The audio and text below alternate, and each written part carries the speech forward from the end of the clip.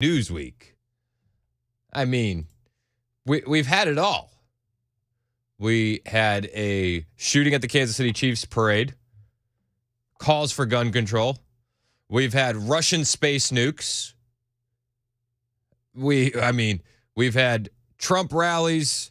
What am I missing? Yesterday with the Fani or Fani Willis. Old Fani. Incriminating herself on the stand. Did you hear her at one point? I heard a few, yes. She said at one point, it's like, well, at one point I took cash out of my campaign and I had that. It's like,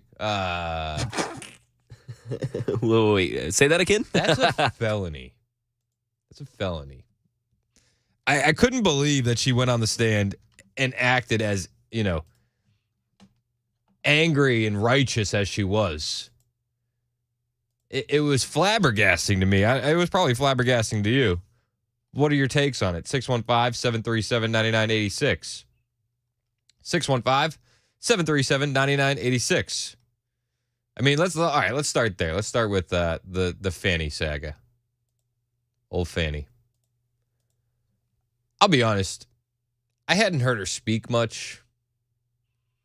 I've heard clips here and there, but hearing her speak for such a long time, I was like, wow. She really isn't that bright. She really isn't. And it's not just me saying this. I mean, the legal analysts at MSNBC, of all places, are saying she's done. They're going to have to remove her. They said this is not going well for the state. It could turn out okay. It might turn out worse. But I think a district attorney, a U.S. attorney, a prosecuting official, has a special obligation to the case. In fact, she's got an obligation. So she should be, honest and, I don't know, just honest. I feel like that's it's a low bar. But I thought to myself, why are these women? I put her in the same group as Letitia James in New York. Why are these women in these positions?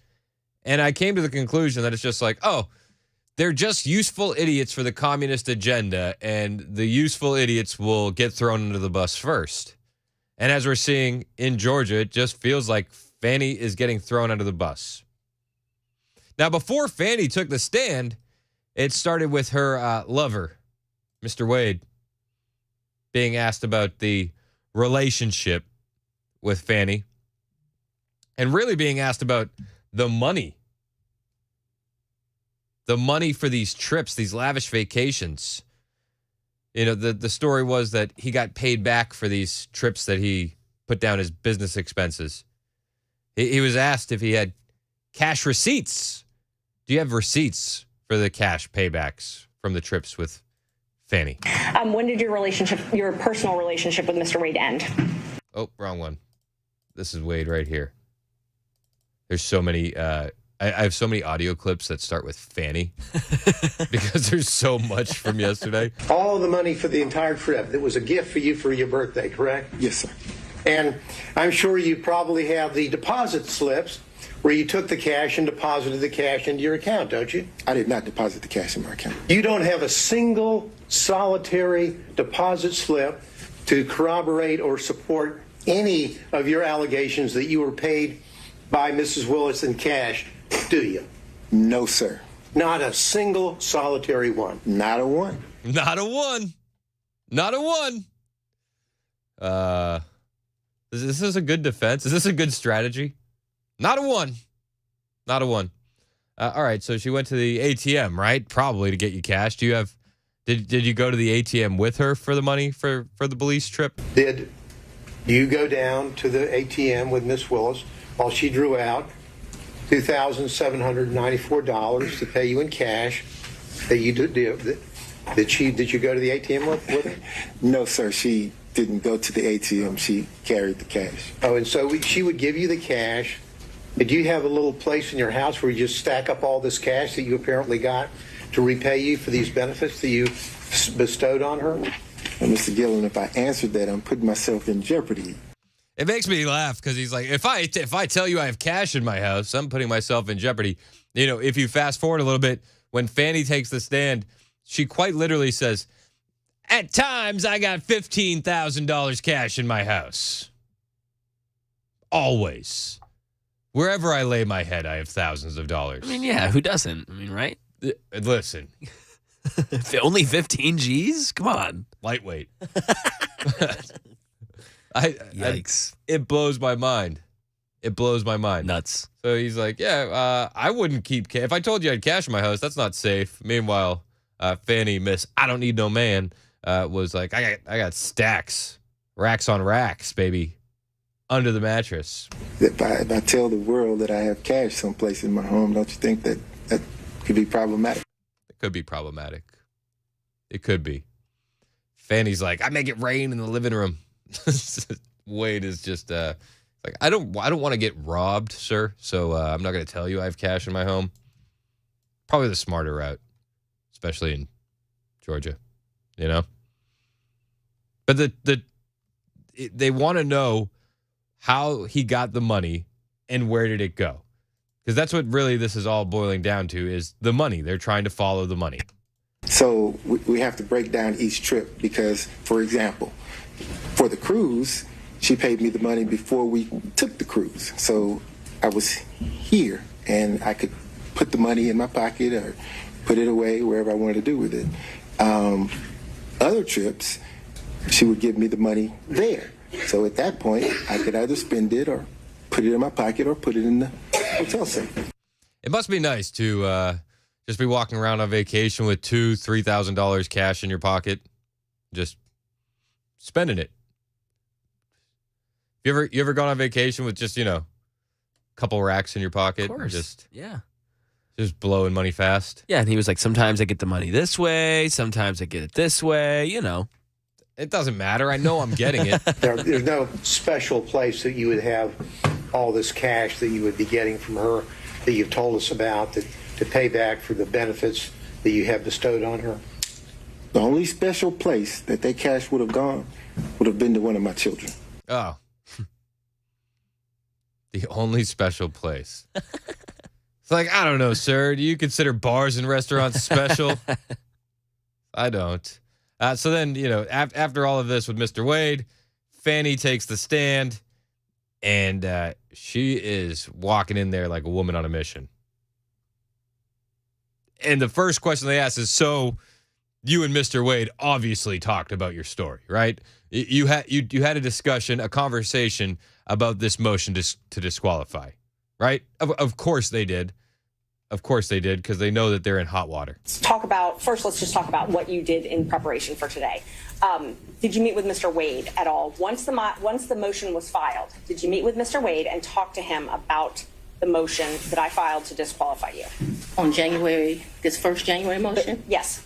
I don't know if you could say talked about. I probably had some choice words about some of the things that you said that were dishonest within this motion. So I don't know that it was a conversation. As you know, Mr. Wade is a Southern gentleman. Me, not so much. Oh. Depends on what you mean by the word conversation. Did we converse? Sure. Did we talk? Well, Mr. Wade mostly listened. So I would consider a conversation as back and forth. I had choice words, right? Like, depends on what the definition of is, ma'am. So the crux of this is that Fani Willis allegedly reimbursed her lover and fellow prosecutor Nathan Wade with cash for the extravagant vacations they spent together. That's what they're trying to get to. Wade initially paid for these trips with his business credit card. And if the judge determines that Willis engaged in a conflict of interest with her lover and fellow prosecutor, she should be removed from the case. And that hands Trump a massive victory. And she should be removed from the case because there's clear conflicts of interest here. There just is. And the Judge Scott McAfee, said during a Monday hearing that disqualification from the case is possible for Willis. It's fascinating. It really is. So Willis feels like she has to take the stand, Miss Fani, to defend herself. And the first question was, have you had conversations with Mr. Wade about the motion to disqualify? She runs around. She gets pressed. I have had conversations with him since you filed the motion, but they wouldn't be substantive to this. He sent me very nice sermons that have been done. Oh. We've had conversations, but this didn't come up, actually. We were talking about sermons. What a crock. What a crock. Finally, we get to one of the points where the trips and the vacations come up. Who paid for them? I know he initially paid for it. Did you pay him back? For the cruise and for Aruba, yeah, I gave him his money before we ever went on that trip. You gave him cash before you ever went on the trip? Mm-hmm. Okay. And so when you got cash to pay him back on these trips, would you go to the ATM? No, lady. You would not go to the ATM? No. Did you hear that? She's talking to a lawyer, right? And her answer, this is a district attorney. Courtroom decorum? No, lady. No. No, lady. No, lady. I'm just like, I'm trying to like put myself in her headspace. I can understand if she's aggravated, if she's frustrated. But where does she think that this no, lady, is going to get her? Is that going to win her any fans? No, lady. No, lady. I can't believe you'd even ask that. So the prosecutors are wondering where the cash came from that she gave her lover. And this is one of the most interesting points in the hearing. First, she tried to point out that, well, she gets cash from Publix. That bold strategy. Bold strategy. I get the cash from Publix. But then if you listen, she actually admits to a felony in this next clip. But I always have cash at the house. That has been, I don't know, all my life. If you're a woman and you go on a date with a man, you better have $200 in your pocket. So if that man acts up, you can go where you want to go. It's all right. I don't know. Maybe I'm not the right one to ask. Ladies, is that normal behavior if you go on a date with a man? Do you bring $200 cash in case he don't act right, so that way you can go take yourself out? Mac, when you're still in the dating realm. Yeah. I've been married now for a little while. I can't remember a time when I took Virginia out on a date where she had $200 in cash in her pocket in case I don't act right. Has Hannah ever, when you took her out, when you were beginning to date, No. did she ever have $200 cash in her pocket just in case you don't act right? I don't think so. And if I did not act right, I think she'd make me hand her $200. That's what would have happened. I don't think it's the other way around. Okay, I mean, Fani Willis is making this seem like this is normal behavior. So if that man acts up, you can go where you want to go. Okay. So I keep cash in my house, and I don't keep cash as good in my purse like I used to, because I don't go on many dates. But It's because men kept not acting right. She's like, I'm tired of spending my own money. when you go on a date, you should have cash in your pocket. So my question was, where did that cash originally come from? If it I had didn't cash come out of the from- bank. Cash is fungible. Cash is fungible. Cash is fungible. I've had cash for years in my house. So for me to tell you the source of when it comes from, when you go to Publix and you buy something, you get $50, you throw it in there. Oh. So a lot of it comes from Publix. A lot of the cash comes from Publix. Here's where she admits to the felony. Well, it's been my whole life. When I took out a large amount of money on my first campaign, I kept some of the cash of that. Oh. So some of the cash comes from, if you're keeping score at home, some of the cash comes from Publix. Some of the cash came from her campaign. That's a felony. That's what She takes the stand to defend herself by admitting crimes. And while she's admitting these crimes, she does a great job of not answering the question. Right? She's really good at that. She's very good at not answering the question. I got more from Fani Willis on the way. I want to know what you think about old Fani. 615-737-9986. And anything else you want to talk about. It has been a wild week. We can literally dive into anything. It's an agenda-free Friday on the Chris Hand Show on Super Talk 99.7 WTN.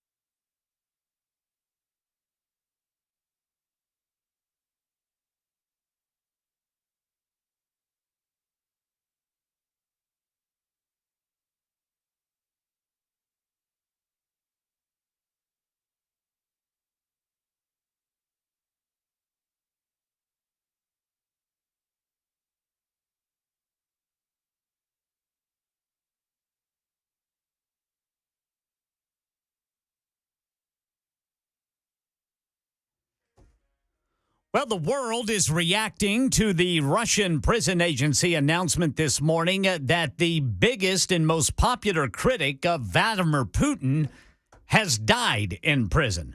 And a lot of parents in Tennessee are going to want to know what comes from today's Tennessee Department of Education meeting. We'll tell you about that at 9:30 on Super Talk 99.7 WTN. Thank you, Ken Weaver. It is Super Talk 99.7 WTN. We're talking about Fani Willis taking the stand yesterday. When I took out a large amount of money on my first campaign, I kept some of the cash of that. And admitting to felonies, apparently. Bold strategy. The great senator from the town of Lebanon, Tennessee, Calvin, is on the line. What's up, Calvin? How you doing, Chris? I'm good, man. How are you? Well, I was just going to comment on her and say, I cannot believe who I'm listening to is a district attorney. How would you like to wind up in front of that woman as a MAGA supporter? I wouldn't believe her for tongue come notarized. They must have found her outside day labor standing with a "We'll work for food" sign, if that's a district attorney. Oh, and yeah. as far as old Joe and his misspeaks, maybe he's drinking hot beer. Maybe he is drinking hot beer. I think the hot beer might actually help him. Yeah, well, I knew a guy that used to set his beer in the summertime out on the concrete, and he'd drink noon. Every day noon, he would come out in the hot sun on that concrete, and that dude's brain was pickled from drinking that hot beer. About 2 o'clock, he'd be ready to fight anyone that come by. Oh, my I just gosh. thought maybe that's what's wrong with Joe, is his brain's pickled. Maybe. I appreciate the call, Calvin. Thanks for listening, as always, my man. Calvin, the honorable gentleman from Lebanon, Tennessee. We appreciate you calling, Calvin. So Fani Willis is on the stand, and just this is her defense as to where all the cash came from. When I took out a large amount of money on my first campaign, I kept some of the cash of that. I just keep going back to Dodgeball in my head, where he goes, bold strategy, Cotton. It's a bold strategy. Oh, I had plenty of money. I always have cash. They said, can you identify the cash and where it came from? Like, to tell you, I just have cash in my house. I don't have as much today as I would normally have, but I'm building back up now. She's building back up now. Back up. Nice. She's getting her weight up, as the kids say. Getting away from those rookie numbers. What kind of defense is this? I'm building back up now. You see, when I started prosecuting President Trump, I've been getting a lot of donations for my next campaign, and I might take some of that too. Put it under the mattress. That's the strategy, I guess. You just put money in. It's a very good practice. I would advise it to all women. So you can't identify when you came into this cash or where the cash came from? I didn't say I couldn't identify it. No, nobody gives me anything. I can identify it. Lincoln's on the 5, Jackson's on the 20, George is on the 1. What do you mean? Everybody can identify money. I am sure that the source of the money is always the work, sweat, and tears of me. Oh, all right. Where did it come from? My sweat and tears. My sweat and tears. Could you imagine if Trump tried to defend himself with all that? Eek. My sweat and tears. It's 9:30 on Super Talk 99.7 WTN.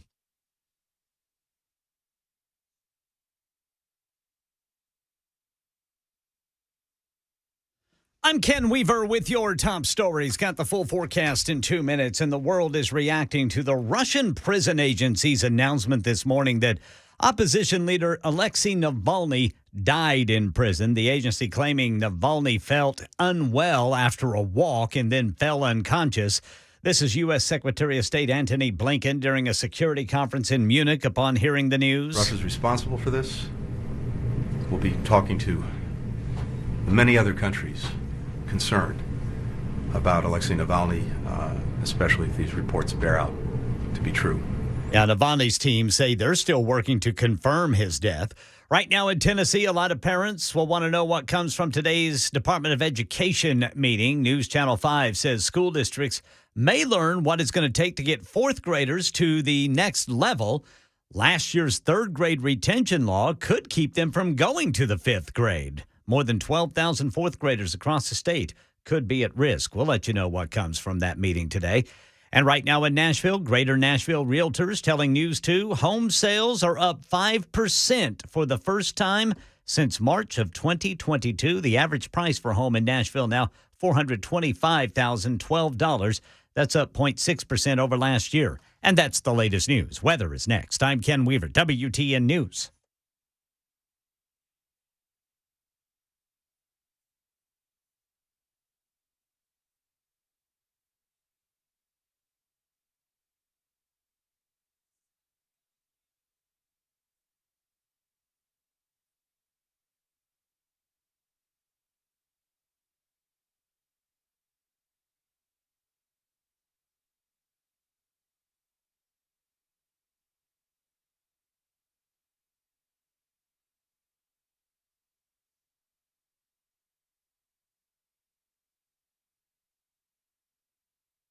Hey, it's Chris Hand for my friends at Paul Winkler Inc. We always tell you guys that Paul is big on education, and he really, really is. And that's why I got to tell you about this new webinar from Paul called Politics and Portfolios, How to Invest During an Election Season. And you can register for this by going to paulwinkler.com/election. Now, of course, everyone talks about what the market's going to do this year. Some say that markets will outperform during election years. Others will tell you we're headed for a recession and things are about to tank. The problem is that so much of the advice that you hear comes from people trying to sell you things. People working on commission, if you will. Paul, his team doesn't work on commission, which is one of my favorite things about them. But Paul also steps outside of the sales process, and he looks at academic research. This is why he's been so successful for so many years. And in this new webinar, he's going to pull in historical data and break it down for you in a simple way that you can understand with receipts. So register for this new webinar. You're going to learn something. paulwinkler.com/election. It'll be live on February 23rd at noon. But if you can't make it then, register anyway, and they'll send you a link for the replay. You're going to want to watch it probably twice with you and your spouse. You got to check this out, paulwinkler.com/election. And of course, I have to tell you that I'm paid every time this ad airs, but as a client of Paul's, he's the one I turn to for all of the details on this kind of stuff every single time because I trust him, and you can trust him too. So go register for this workshop at paulwinkler.com/election.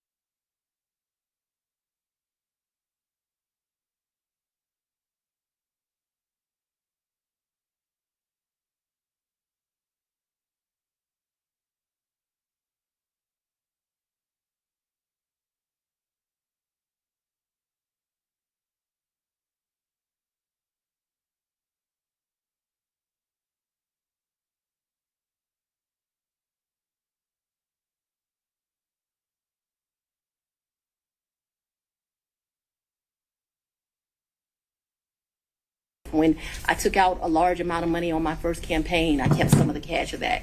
That's Fani Willis admitting to felonies while she took the stand yesterday. It's Super Talk 99.7 WTN. My name is Chris Hand.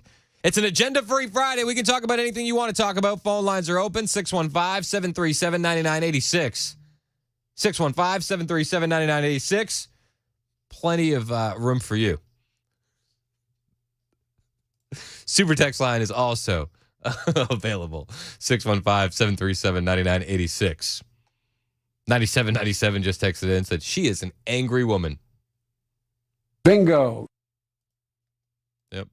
4576 said, my money don't jiggle. It's laundered. It's laundered. It's laundered.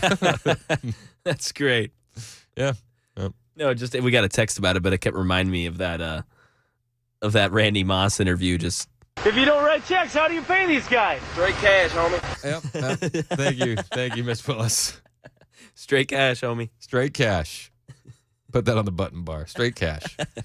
Somebody said, in my neighborhood, if my date has $200, she's paying. That's Fani Willis. That's how she justified all the cash. She grew up, if you got to have cash on you in case a man don't treat you right. That's her defense as to why she has so much cash. And she takes it out of her campaign. She always has cash.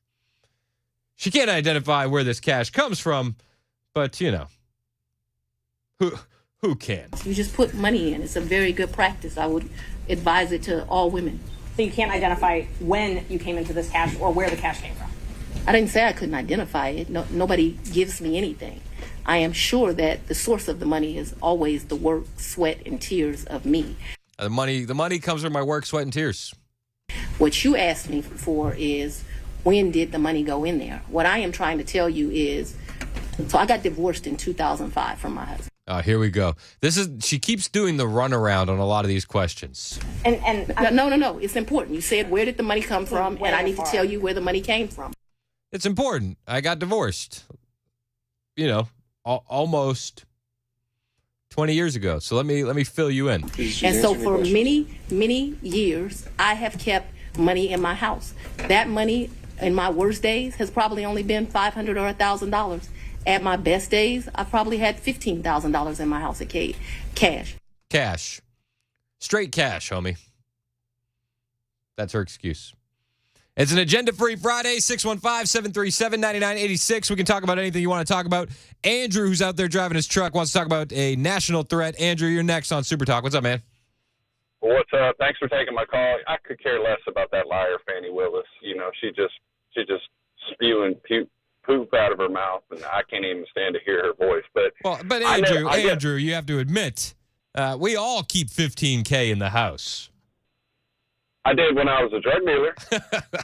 Jeez. I had 60,000 or 100,000 at times, but yeah, that was illegitimate money, just like her money's illegitimate. But what I'm asking about it, I guess I was under a rock yesterday. So Wednesday, there's this big national security threat, and the president was supposed to speak about it, and I didn't hear the fallout. Are there Russian nukes in the space, or what was that? So it turns out it was Russian space nukes.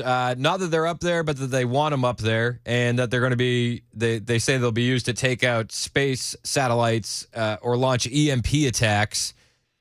Basically, what this was is the chairman of the House Intelligence, Mike Turner, is a Republican out of Ohio. Huge fan of Zelensky. Huge fan of Ukraine money.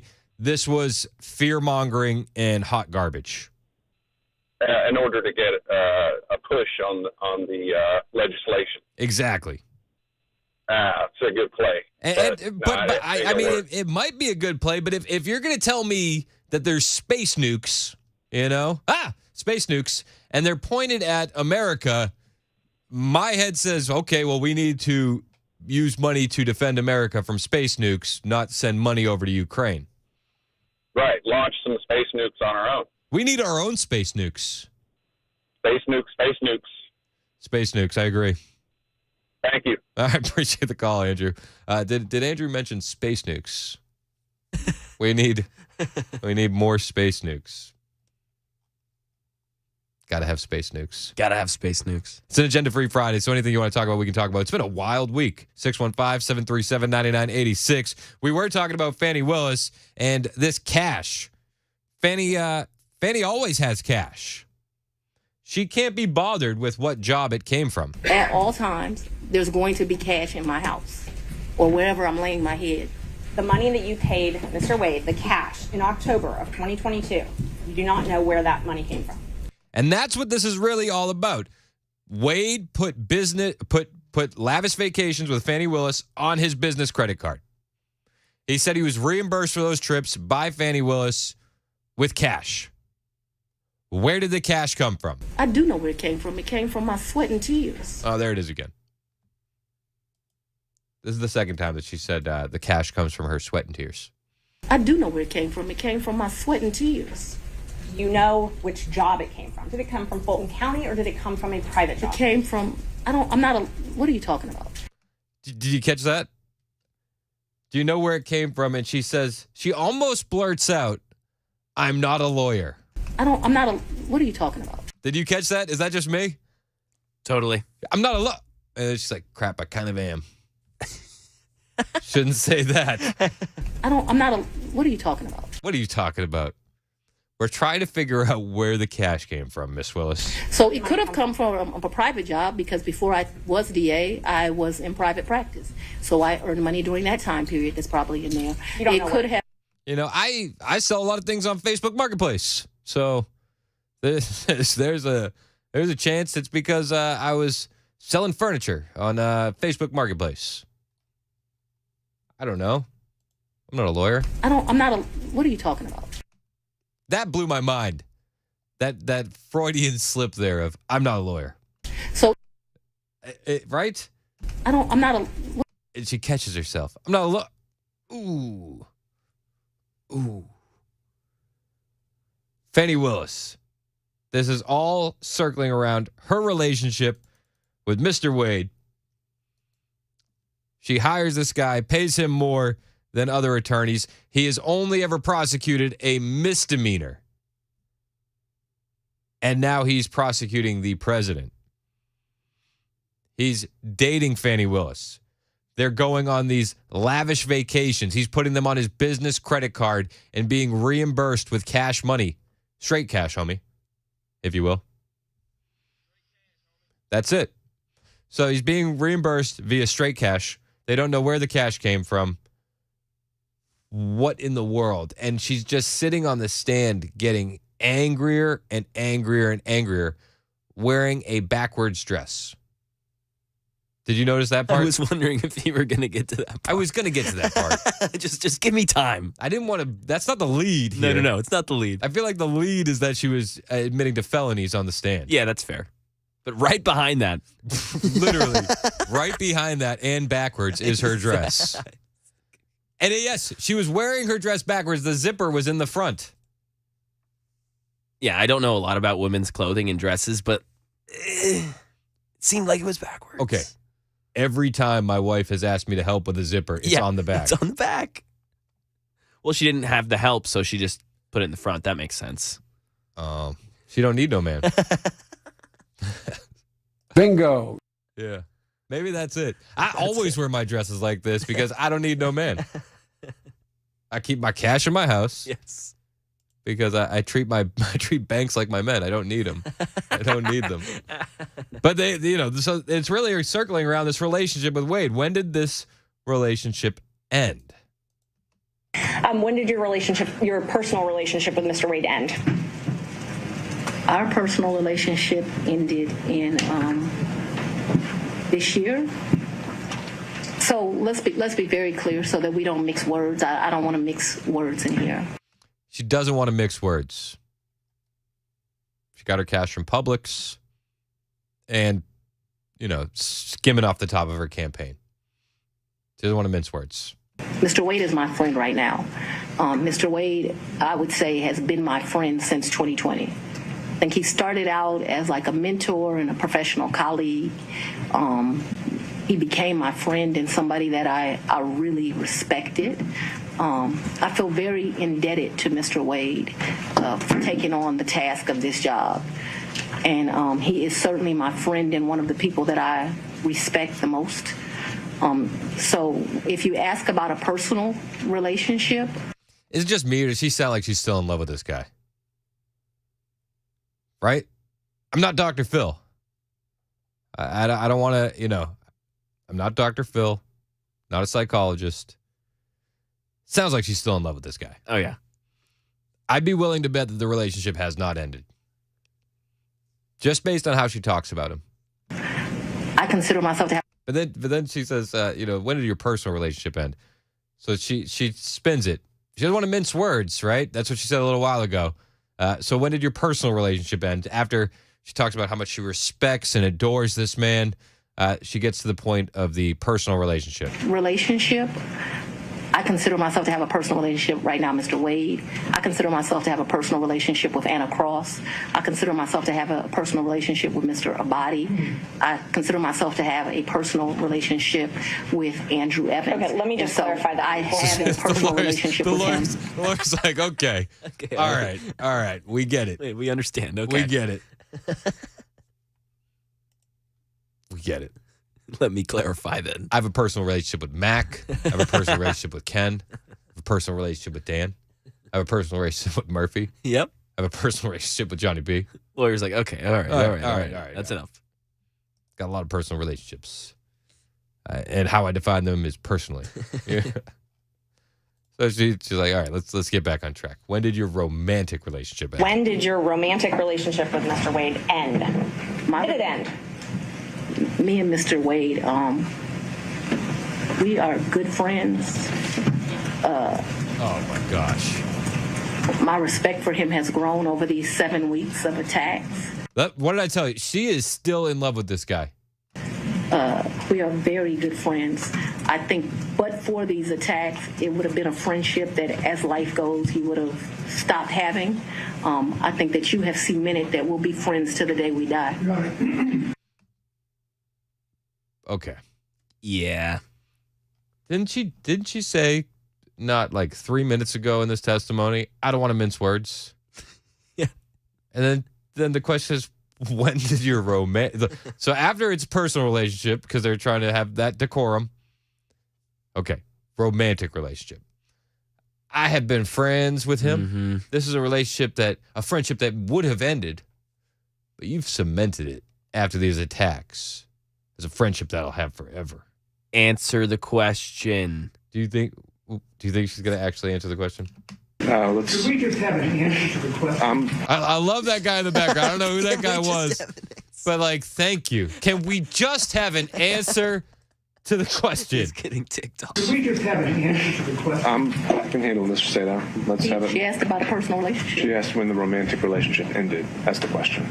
It's sometime in, I'd say late summer of 2023. So I don't believe men, this is what you're really asking about. Do you hear that? I don't believe men. So I don't believe men, this is what you're really asking about. This is the salaciousness of all of this, right? No, I'm just asking about your romantic relationship, when you stopped dating. I think that me and Mr. Wade, so he's a man, he probably would say June or July. I would say we had a tough conversation in August. I feel like it's a very sexist answer. He's a man. I will say this. This is one of the first radical activist Democrats that I've heard clearly state, without being a biologist, what someone's gender is. In a long time. Seriously. It's 9:52 on Super Talk, 99.7 WTN.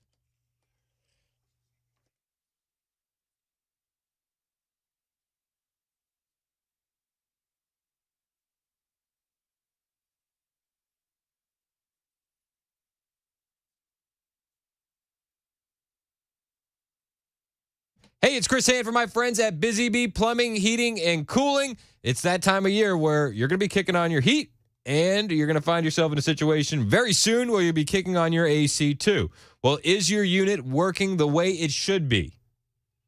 Have you checked that it's going to be working? Have you performed that annual maintenance on it? Well, if you haven't, it's the perfect time of year to make sure that it's in tip-top shape. Now, whether you need that annual maintenance or your HVAC, your AC unit stopped working at the end of last season and you kind of put it off and you need to have it repaired or replaced, call who I trust, Busy Bee Plumbing, Heating, and Cooling. You're not going to find a better value on replacement systems. These guys offer up to 12 months, no payment, no interest with approved credit. You can always get those added rewards and savings as well by signing up to be a Beehive member. That'll get you front-of-the-line service if your HVAC system ever goes down. It'll get you 10% off all repairs, no overtime charges, 24/7, and that thorough annual maintenance. It pays to be a Beehive member. Plus, they have convenient Saturday availability for all those maintenance calls, so you'll never be left out in the cold, or as we creep into the summer, you won't be sweating inside your house. Busy Bee, they're your Rude Pro partner for satisfaction guaranteed. Call Busy Bee Plumbing, Heating, and Cooling. 615-775-7833. That's 615-775-7833, or online at busybeehvac.com.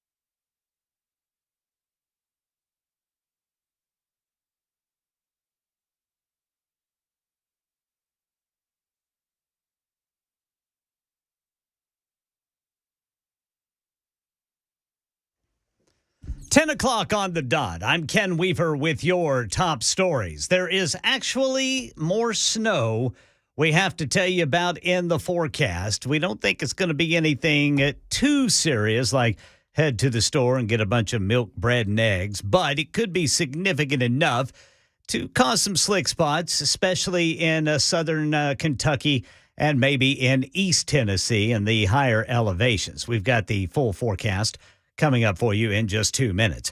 Right now in Tennessee, school districts are waiting for a decision from the State Department of Education meeting today. News Channel 5 says they want to know what the marker will be that determines if fourth graders move on to the fifth grade. About 12,000 fourth graders statewide are at risk. Vice President Kamala Harris now responding to the news that popular Russian opposition leader Alexei Navalny died in prison today. My prayers are with his family, including his wife Yulia, who is with us today. And if confirmed, this would be a further sign of Putin's brutality. Whatever story they tell, let us be clear. Russia is responsible. Now, Russia's prison agency says Navalny felt unwell after going on a walk and then collapsed unconscious. But Navalny's team has yet to confirm that. Navalny was Vladimir Putin's biggest threat, and now all of Putin's most high-profile critics are either dead, jailed, or in exile. Elsewhere at that security conference in Munich, the FBI director talking up the threat of China. Beijing's upsetting global security. That's the view of FBI Chief Christopher Wray at the Munich Security Conference. The Chinese government combines cyber means with traditional espionage and economic espionage, foreign malign influence, election interference, and transnational repression. He says China doesn't partner, it bullies. And according to Wray, Beijing is throwing its whole of government at undermining the security of the rule of law world. That's the latest news. Weather is next. I'm Ken Weaver, WTN News.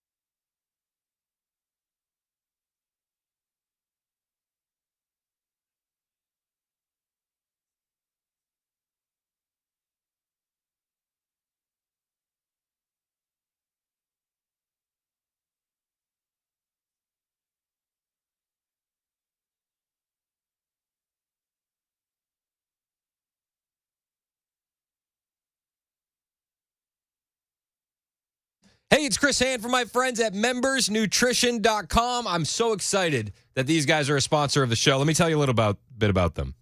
They started with the idea that vitamin supplements and health wellness products in the marketplace were way overpriced and not affordable to the average person. I mean, have you bought vitamins and supplements lately? I know I have. You probably take good care of yourself too. You look at these prices and it's crazy.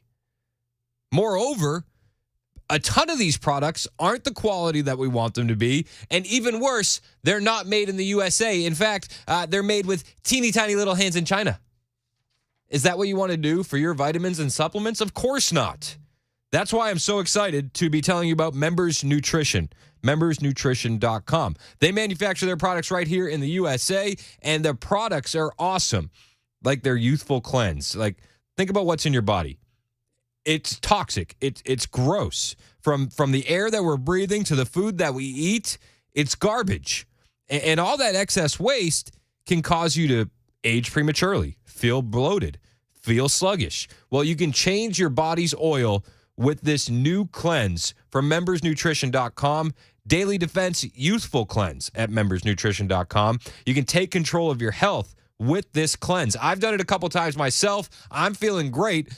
Mac even noticed how good I'm feeling and looking. He said, Chris, you look great. I said, stop it. Just stop. He said, what are you doing? I said, it's the membersnutrition.com cleanse. He said, well, I want to try it. I said, listen, results may vary, pal, but you see me? Looking pretty good. He said, I'm in. I gave him a bottle for him to try. He's going to check it out as well. You should check it out. membersnutrition.com.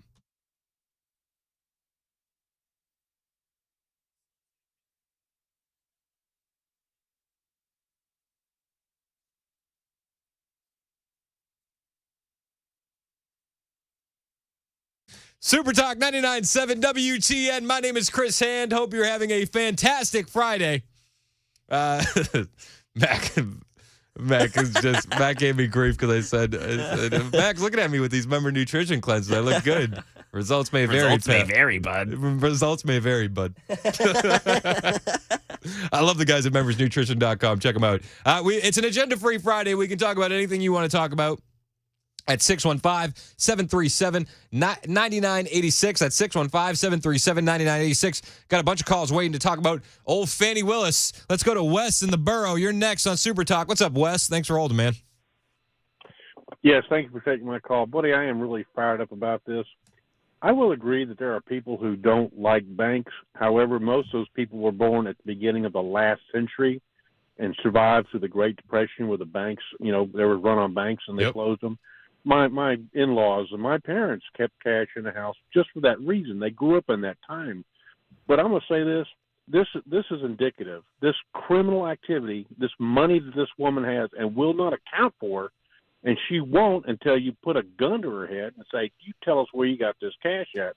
This is indicative of politicians, both Republican and Democrat, however, mainly Democrat. These people go off to D.C., penniless, and come back multimillionaires. It's all a big scam. It's all. They run PACs and then they pay their wife to run it, and their children to be the rainmakers for it. And they are selling this country to the highest bidder.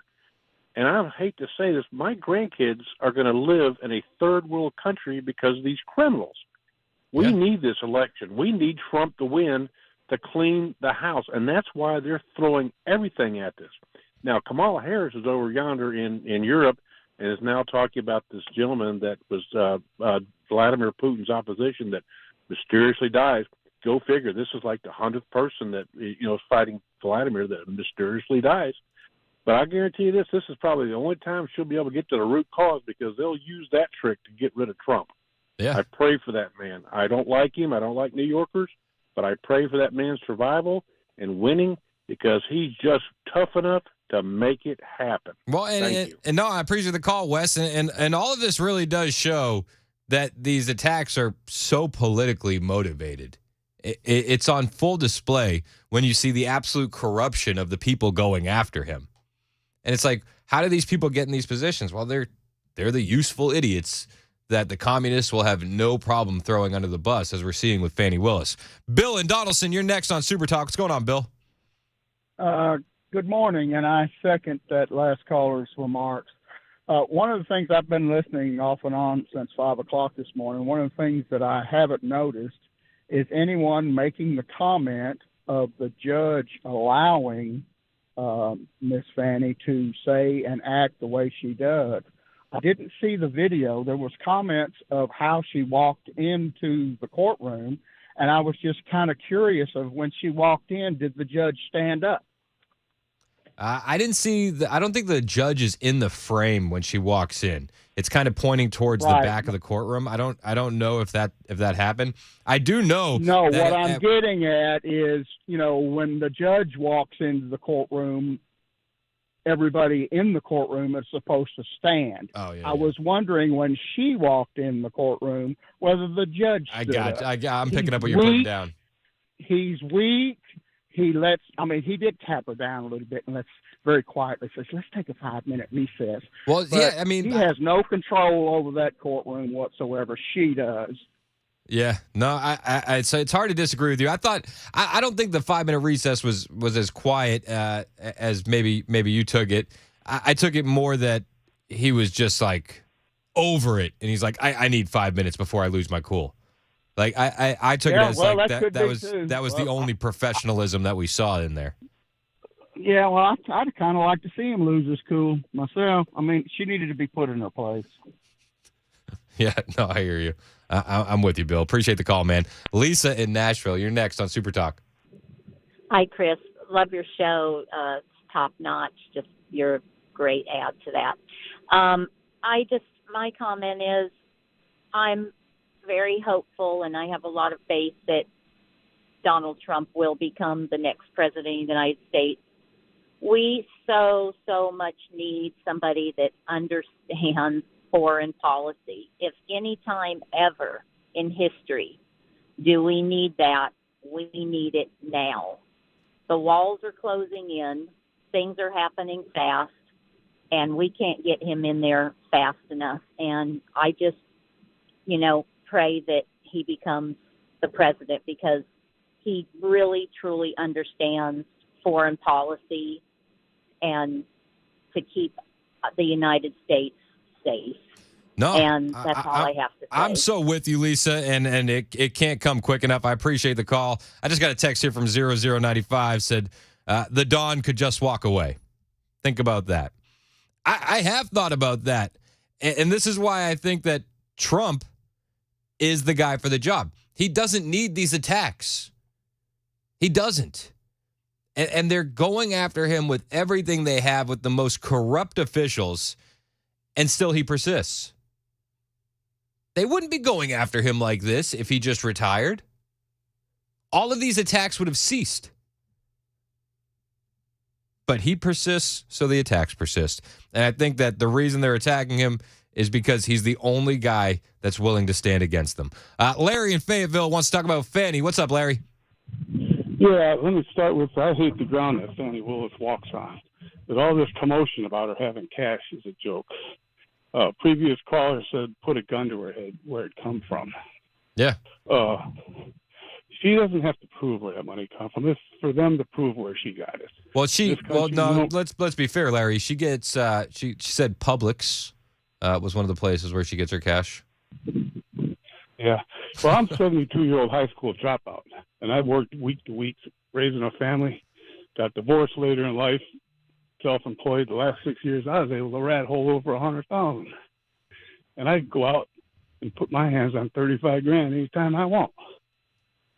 And I live off Social Security. There's no law against having money. I've got a saying since I was a kid, I have no interest in interest. Banks have been the biggest crooks around since the beginning of time. I don't know what else to say. There's no law against having money. No, I think what she did wrong. I hear you that there's no law against having money. I think that it's just the issue is how convenient it is that there's no receipts for this cash, and her point is that, oh, well, I just have cash all the time. I've always had cash. I do too. But I have no receipts. It's my money. It's for them to prove I did wrong, not for me to prove innocence. That's how law works in this country. That's fair. You just think that you're not a district attorney of the law who's been accused of having an affair with somebody else, and you know what I mean. Well, prove the facts. Just prove the facts. This dwelling on her having cash is a joke. You want to see some commotion? Walk into the Ford dealer one morning and pay cash for a brand new car. you're in a multi-million-dollar operation there, and they lose their minds over $28,000. All right, Larry. I appreciate the call, man. I get the sentiment. Thanks for the call. Yeah. I mean, I just think that goes back to the two-tiered system of justice. It's like, okay, there's no issue for her. Don't worry about it. But Trump gets the book thrown at him for just about everything. And again, she's not on criminal trial. She actually said that yesterday. They asked her if she would submit personal records, and she said, listen, I'm not the one on trial here. Well, no, look.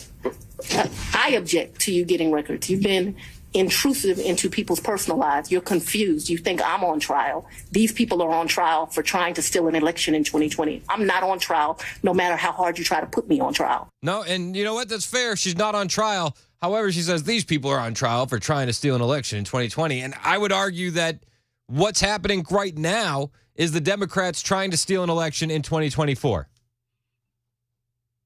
That's how I see it. Maybe you see it differently. That's kind of how I see things. But we do have an election coming up in 2024. And, you know, Trump isn't the only one facing a politicized Department of Justice.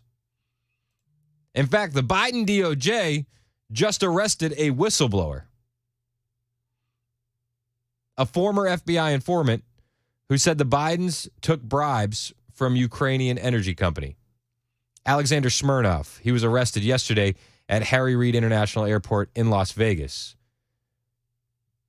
Special counsel David Weiss charged him, a former FBI informant who claimed Biden was bribed by Burisma. The indictment claims that the informant lied about Biden's alleged role in the business dealings. So this weaponized justice system is going after anyone that stands against the left. Smirnov was accused in the indictment that his story to the FBI was a fabrication of otherwise unremarkable business meetings and contacts that had actually occurred, but at a later date than he claimed, for the purpose of pitching Burisma on the defendant's services and products, not for discussing bribes to Joe when he was in office. So a guy comes out to blow the whistle, and Biden's DOJ arrests him for it.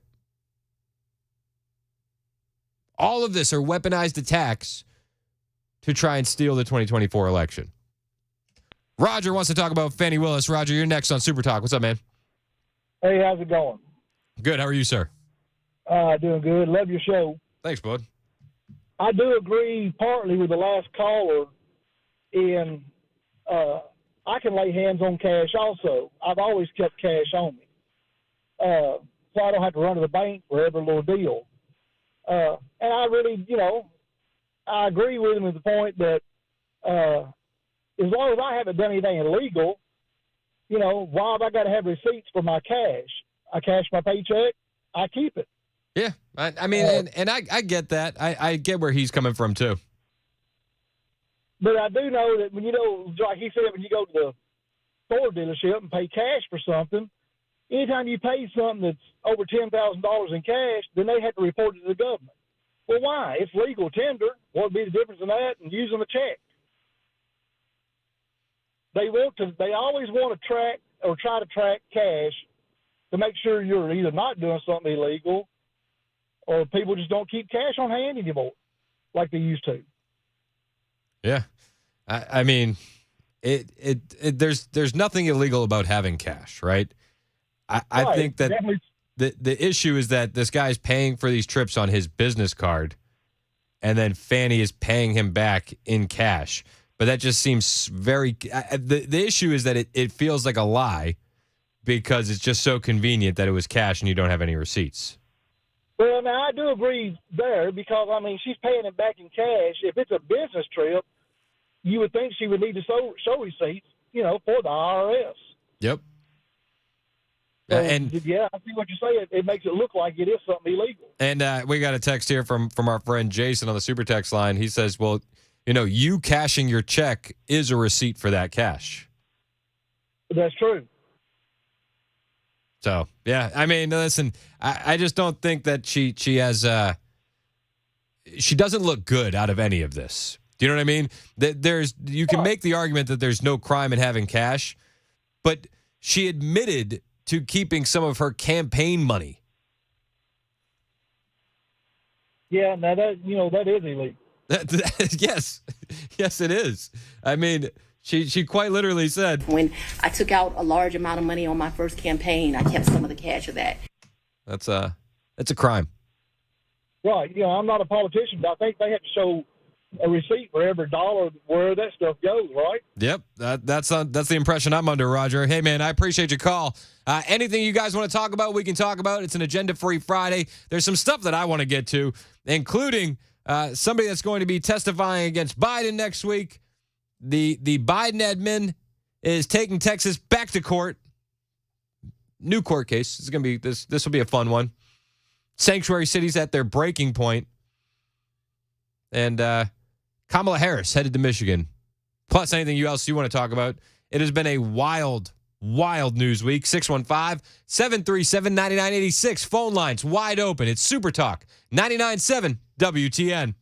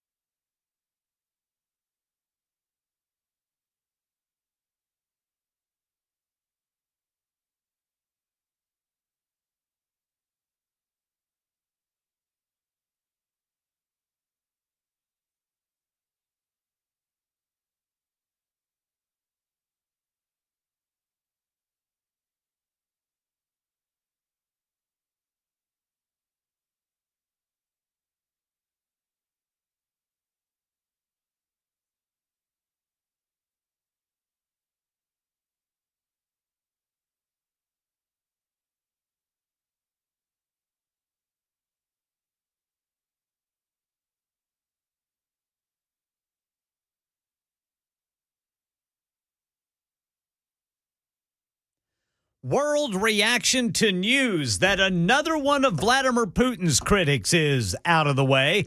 An update to the Tennessee bill that would ban cold beer and cap how many drinks you can order. These stories and more at 10:30 on Super Talk 99.7 WTN.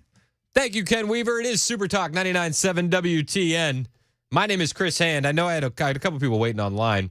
Somebody wanted to talk about the border. I lost the phones on my side. What was his name, Mac? Yeah, we got Jose on line 3 from Nashville wanting to talk about the border. Jose, you're next on Super Talk. What's up, man? Jose. Did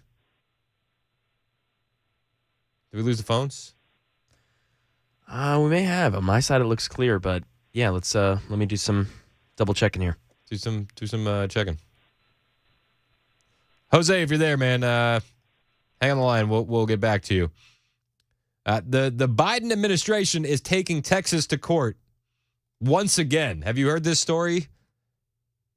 This time, they're taking them to court over that law making illegal border crossing a state crime and an arrestable offense.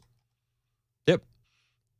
Lawyers within President Joe Biden's Department of Homeland Security are facing off with Texas attorneys in court and with the DHS attempting to take down the Texas bill that makes it a state crime to cross the border illegally. The DHS lawyers are arguing that there is no invasion at the southern border. It's an interesting argument that there's no invasion at the southern border. It was Senate Bill 4, which Greg Abbott signed into law in December to slow the border crisis that's being challenged in court by the Biden administration. And Texas has already been making arrests in accordance with this law. So that's why it's not working. Let's go to Jose next, who wants to talk about the border. What's up, Jose? Hey, good morning. Just wanted to share. I believe that the Democrats, in having open borders, it goes deeper than just getting additional an additional voting block. I think this goes deeper into the belief of the New World Order, where there is no borders, there's no individuality of nations, and everybody's a citizen of the world. So that's why that's why the Democrats here in the United States, the liberals here in the United States, don't even respect the sovereignty of the United States, because what they're looking for is international laws. What they want is for the U.S. to collapse. And I really think that's we're having all these illegals crossing the border. I mean, you know, my family came from down south 3 generations ago, and we're grateful for this country. And we don't want to see this happening to our country. We want people to come here, learn English, do it legally. But yeah, this invasion of the border, it has to stop. It has to stop. So anyway, thank you for what you're doing out there, Chris. Appreciate your show, and hey, I appreciate you listening, Jose. Thanks, man, and I'm glad that you're here. You know, illegal immigration is the route, right? I think that Jose's not off. I think that the one world government stuff isn't just a meme, but I think that that's the 100-year plan. In the short term, what they're looking at with these, you know, over 16 million illegal aliens living in the United States is to increase seats in the House in these sanctuary states. And experts are actually warning that the increase in illegal immigration is having a significant impact on U.S. elections, specifically the representation in the House of Representatives and the Electoral College, because that influx of illegal aliens is going to sway the number of House seats, which, of course, impacts electoral votes for presidential elections. And that's why they fought so hard to keep the question of, are you a citizen, off the census. That's why they fought that. And we know everybody's leaving these blue states in droves. You got to replace those numbers somehow. You have to. It's 10:30 on Super Talk 99.7 WTN.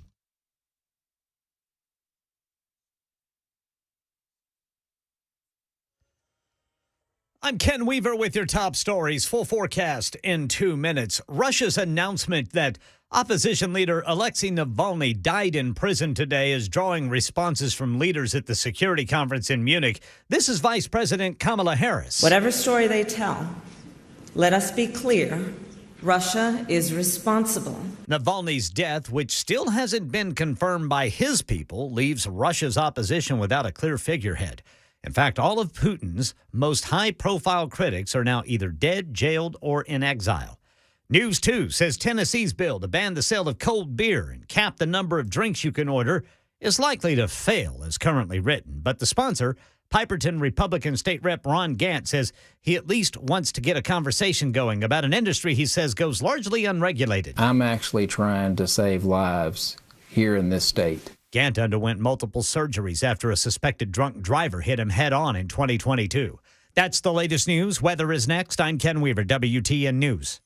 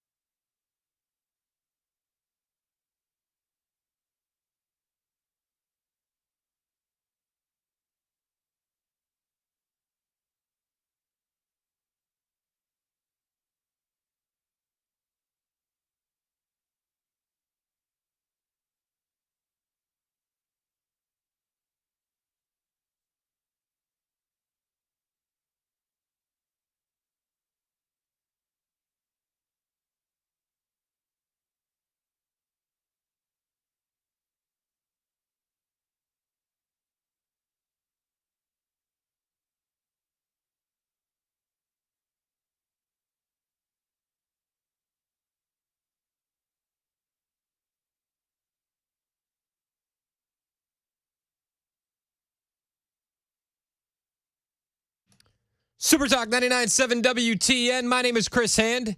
It's an agenda-free Friday on the show. So we can talk about whatever you want to talk about. I see some people want to talk about the beer bill. I see some people want to comment on Fani Willis. But we'll go to Robert first in Nashville. He wants to talk about the UN agenda. What's up, Robert? You're on Super Talk. Hey, how you doing? Yeah, I was just going to elaborate on what Jose said. He was 100% correct. Their 2030 agenda is, I think it was the Biden administration had an app where they were getting people to come over. They have 65 million people they're trying to get over, and they got 10 million over so far. Like, that's their agenda. UNICEF and all of them, they're working to get as many people over here as possible to break our country.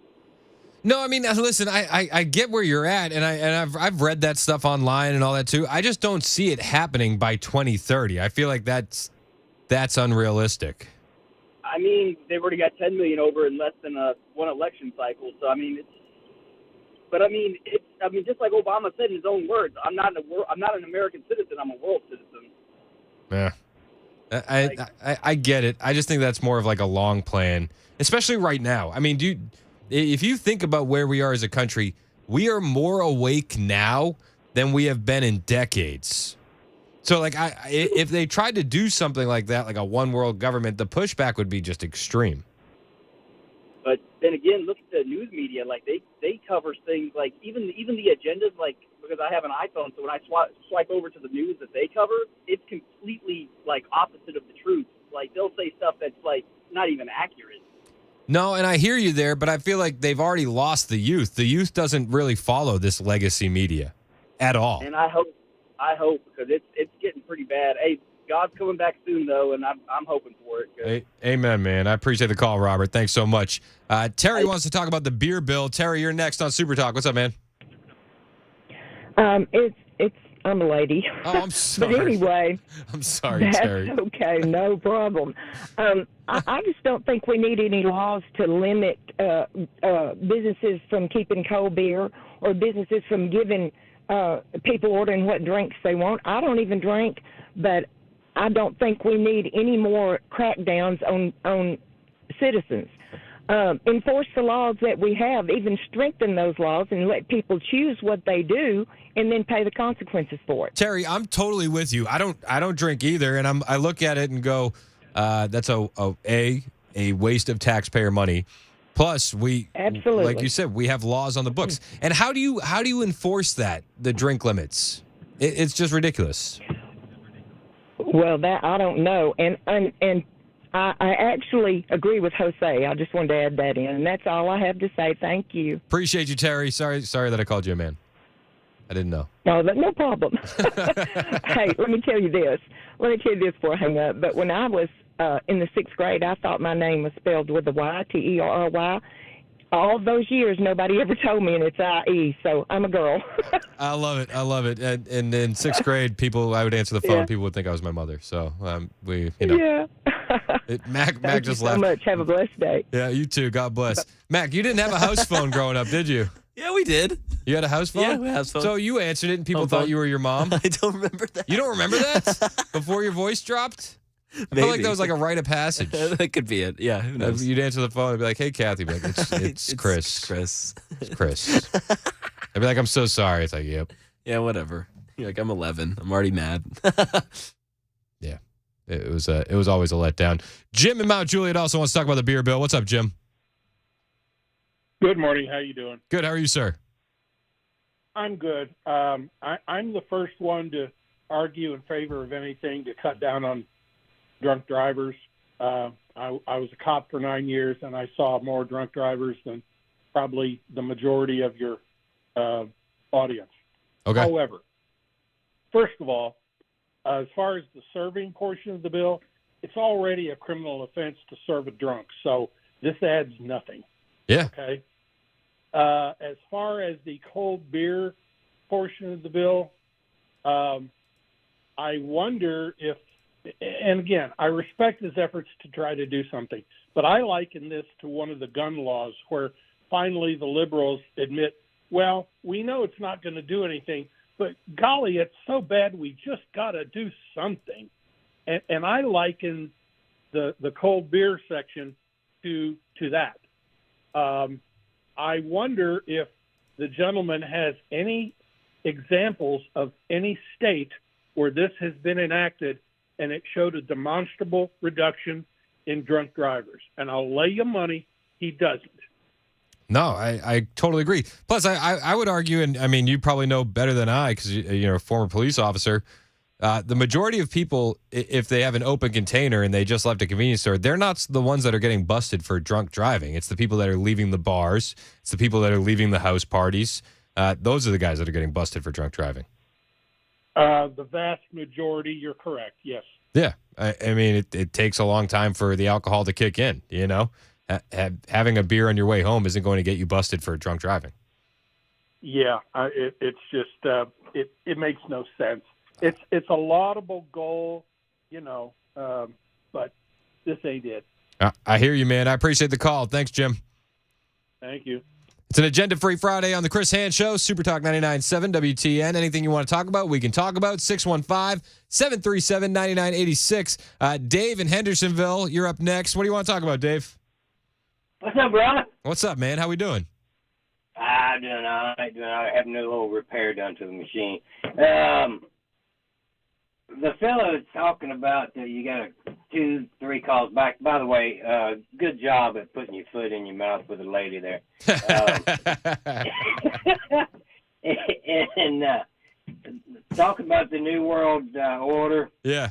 I had this discussion with my wife, and I just don't think anything like that's going to happen in the United States.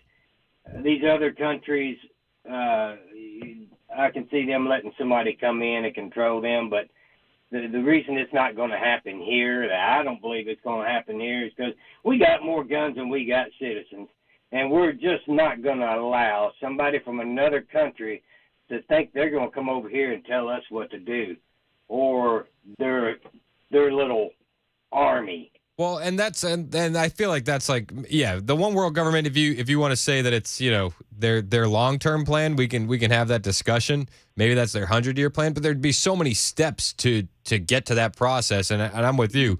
Step one would be disarming the population, and that's not going to happen. It's not going to happen, not over here. Yeah, you're exactly right. And he also made another good point that good Lord's coming back soon. Yep. Lord willing. Appreciate the call, Dave. And it's so weird to hear no beeping in the background, dude. Hey, wait a minute. Here you go. Oh, my machine's off. I can't blow the horn. Beep, beep. All right. There you go. Later, Dave. I think that was my favorite beep beep from Dave. We might need that on a hotkey.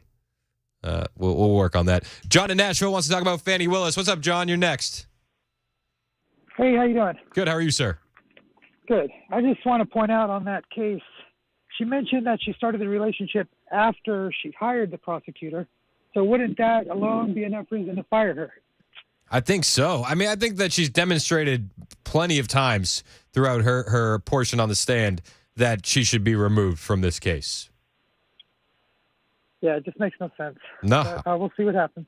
Yeah, we'll see. I do know that, you know, she was going to take the stand again today, and they decided not to do that because clearly they looked at social media and saw the backlash. Yep, and, you know, we have to prove her guilt, you know, in a court, unlike Donald Trump. So yep, we'll see how it falls out. Thanks for taking my call. Hey, appreciate you, John. Thanks so much. Jerry in Nashville wants to talk about illegal aliens and the VA. Is that correct? Jerry, you're next on Super Talk. What's up? It's Gary. Gary. Mac, it's Gary. Sorry. It's okay. It's okay. This is becoming an issue with Mac. I apologize, Gary. Hey, listen, that's all right. Just don't call me Sue, okay? All right. Yes, sir. Yes, sir. All right. Well, anyway, I'm retired military, and I've got a number of service-connected issues. No, thanks for your service, man. Thank you kindly. Well, anyways, this started with Obama, and it's carried into the Biden administration. Under Trump, the Community Care Act was started because of the backlog for veterans with service-connected issues, injuries, wounds, etc. To be able to go under the Community Care Act to an equivalent doctor due to backlog so you didn't have to wait for months for an appointment. Well, now priority's gone to illegal immigrants over veterans. Yep. Not only that, now also on VA campuses, priority has gone to illegals. So that's why we can't even cancel an appointment we might have. Like, for example, recently I had 2 civilian appointments. One was dental and one was eye, and those are my own paid for because I'm retired military, my own. And the VA had changed an appointment for a service connection. On top of those 2, I had to cancel those 2 because if I cancel my VA, I can get bounced for several months. They had canceled me and put me on top of my 2 civilian. The reason I don't want to cancel is because obviously priority is going to the illegals. And a friend of mine who was in the Marines as well, he told me a couple days ago, that's why I'm not screaming and hollering right now, because I got over that. He said he was in Murfreesboro some time back, and there was about 20 of them, East Service connected, blown out knees from his Marine Corps service, and they were sitting in the lobby at the Murfreesboro Hospital, and a staffer came out and says, I know y'all have appointments, but we have a couple of busloads of migrants out here. Are you kidding me? They have priority. That's ridiculous. Did we lose Gary? They got up and said, literally, we have appointments and you will see us. We're American veterans. And what did they tell you after that? Well, they backed off and got their appointments. Good. These veterans pop. Yeah, and you guys should be. Like, that's ridiculous. Like, we should be taking care of you guys for everything that you've done. 100%. Like, full stop. And these are injuries. I mean, these are wounds. These are, I didn't ask them, was the guy there missing a leg or anything. But, I have injuries in a wound. And you got PTSD, whatever else. Bottom line is, we went in 100% healthy, and stuff happens. You can't spend 20 years in a combat arms unit and serve during 3 conflicts altogether when it's all added up, and nothing happened to you. And I'm grateful that my country cares about me. But that was it. That blew me away. No, how the heck did you do that to your own people? Well, I'll break it down for you. They care more about illegal aliens than they care about you. That's right. That's absolutely right. That's the harsh truth, and it's sad. Yeah. And it blows my mind. I will tell you this. I have some good news for you, Jerry. Senator Tommy Tuberville out of Alabama actually recently introduced a bill titled No VA Resources for Illegal Aliens Act, and it's in order to prevent this kind of stuff from happening. Tuberville told Fox News that they've opened up the care from doctors in these VA community care systems, and the lines are getting longer. Their funds are supposed to go to veterans, and they're going to illegal aliens that are coming across, and he's had enough of it. So he's introduced a bill to stop this, and hopefully that gets pushed through. Yeah, that's it. These people, I have compassion, but they're illegal. Jose, I love this guy, but come here illegally. These people didn't sacrifice like we did. 100%. I lost people. I was almost killed myself several times. I mean, I live with the fact that I live. Yeah. Right? Yep. Survivor's guilt. Oh, believe me, trust me. I was a Marine Sergeant, lost Marines years ago, and but put that aside, I'd do it all over again. No, I hear you, man. It's an absolute tragedy that we're even in a situation like this. And it's not like you guys were getting the best of the best in the beginning anyway. You know what I mean? Like you guys deserve far more from the start, from the jump. And then to say, all right, now we're going to let illegals in front of you in line. It's a crime. It's a crime. Anyways, Thank you for taking my call, and Absolutely. I feel better. Got it out there so folks can hear it. This is real. This is real. Yeah, like Gary said, it's happening in Murfreesboro. Thanks, Gary. I appreciate the call, man. And honestly, it enrages me that our veterans are dealing with this. But again, on the flip side, people are noticing. Tommy Tuberville out of Alabama recently introduced a bill called No VA Resources for Illegal Aliens Act. Tuberville. Tomato, No, it's all good. tomato. I'm just helping you out. We had a text and a call about it, so I didn't want more people to. All right. Yeah. We know. We're aware. Well, whatever. Anyway, Tuberville added in the interview. I think we've got a great opportunity to get this, maybe not to a vote, but at least where we can discuss it on the floor, where the American people start to understand it. I think that this is one of those topics that needs to be discussed a lot more because, like our friend Gary said, he put his life on the line. He lost his friends. It's not fair that they aren't getting the best medical service that this country can provide. And then to have illegals jump them in line. Awful. So Tuberville doesn't know if he's going to be able to get this to a vote. But he wants to at least discuss it on the floor. I think that this should go to a vote and this should pass unanimously.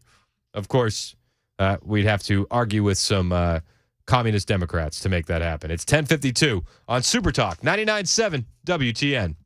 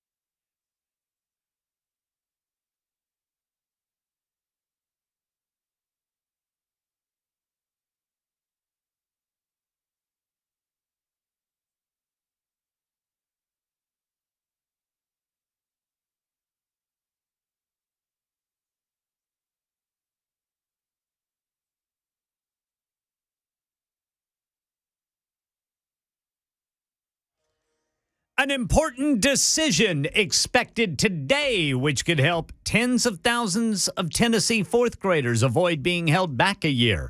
And the world is reacting to news that another one of Russian President Vladimir Putin's critics is out of the way. Got some mortgage rate news at 11 on Super Talk 99.7 WTN. Thank you, Ken Weaver. It is Super Talk 99.7 WTN. My name is Chris Hand. We were talking about the VA giving medical services to illegal aliens. And I got a text here, first-time texter, 1480. He said, with the current state of the border, not all illegals are Mexican. And he's right. They're coming from all over the world. But this is the part that kind of was jaw-dropping to me. He goes, so the VA hospitals could be treating terrorists before veterans. That is a sad reality that we're facing because of the state of the southern border. We know terrorists are coming across our wide open southern border. So that possibility is absolutely there. That while the VA is helping illegal aliens, they very well could be treating terrorists before veterans. Sad. Great text, 1480. I appreciate it. More of your calls on the way on this agenda-free Friday. 615-737-9986. I got a bunch of people holding. Hang on. We'll get to your calls next on Super Talk 99.7 WTN.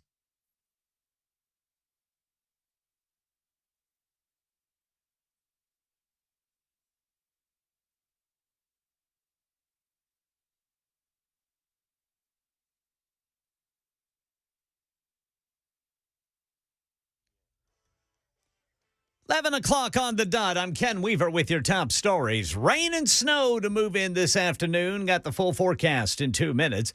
School districts waiting for a decision from today's Tennessee Department of Education meeting. News Channel 5 says officials expected to announce markers for what it's going to take for fourth graders to move on to the fifth grade based on statewide assessment tests. Some school districts frustrated it has taken so long with the next round of testing starting as soon as April. More than 12,000 fourth graders across the state are at risk of being held back. The world is responding to Russia's prison agency announcing opposition leader Alexei Navalny died today. It says Navalny felt unwell and then fell unconscious after a walk.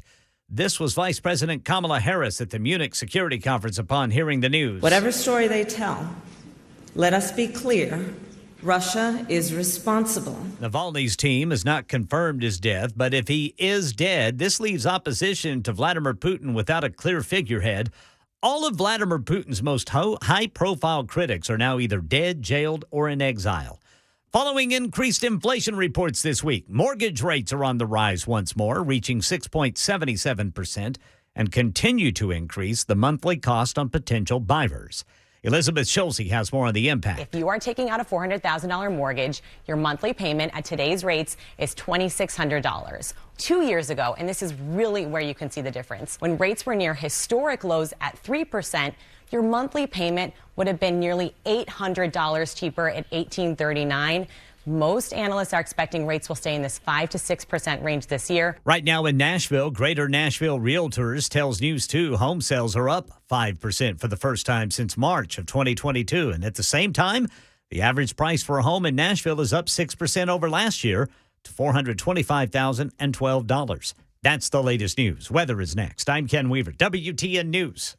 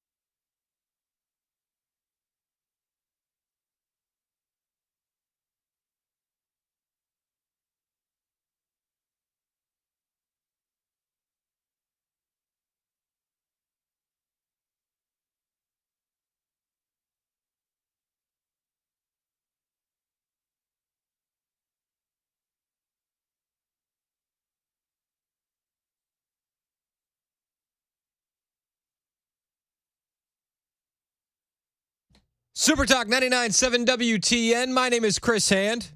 It's an agenda-free Friday. We can talk about anything you want to talk about. So what do you want to talk about? 615-737-9986. A lot of people hanging on the line.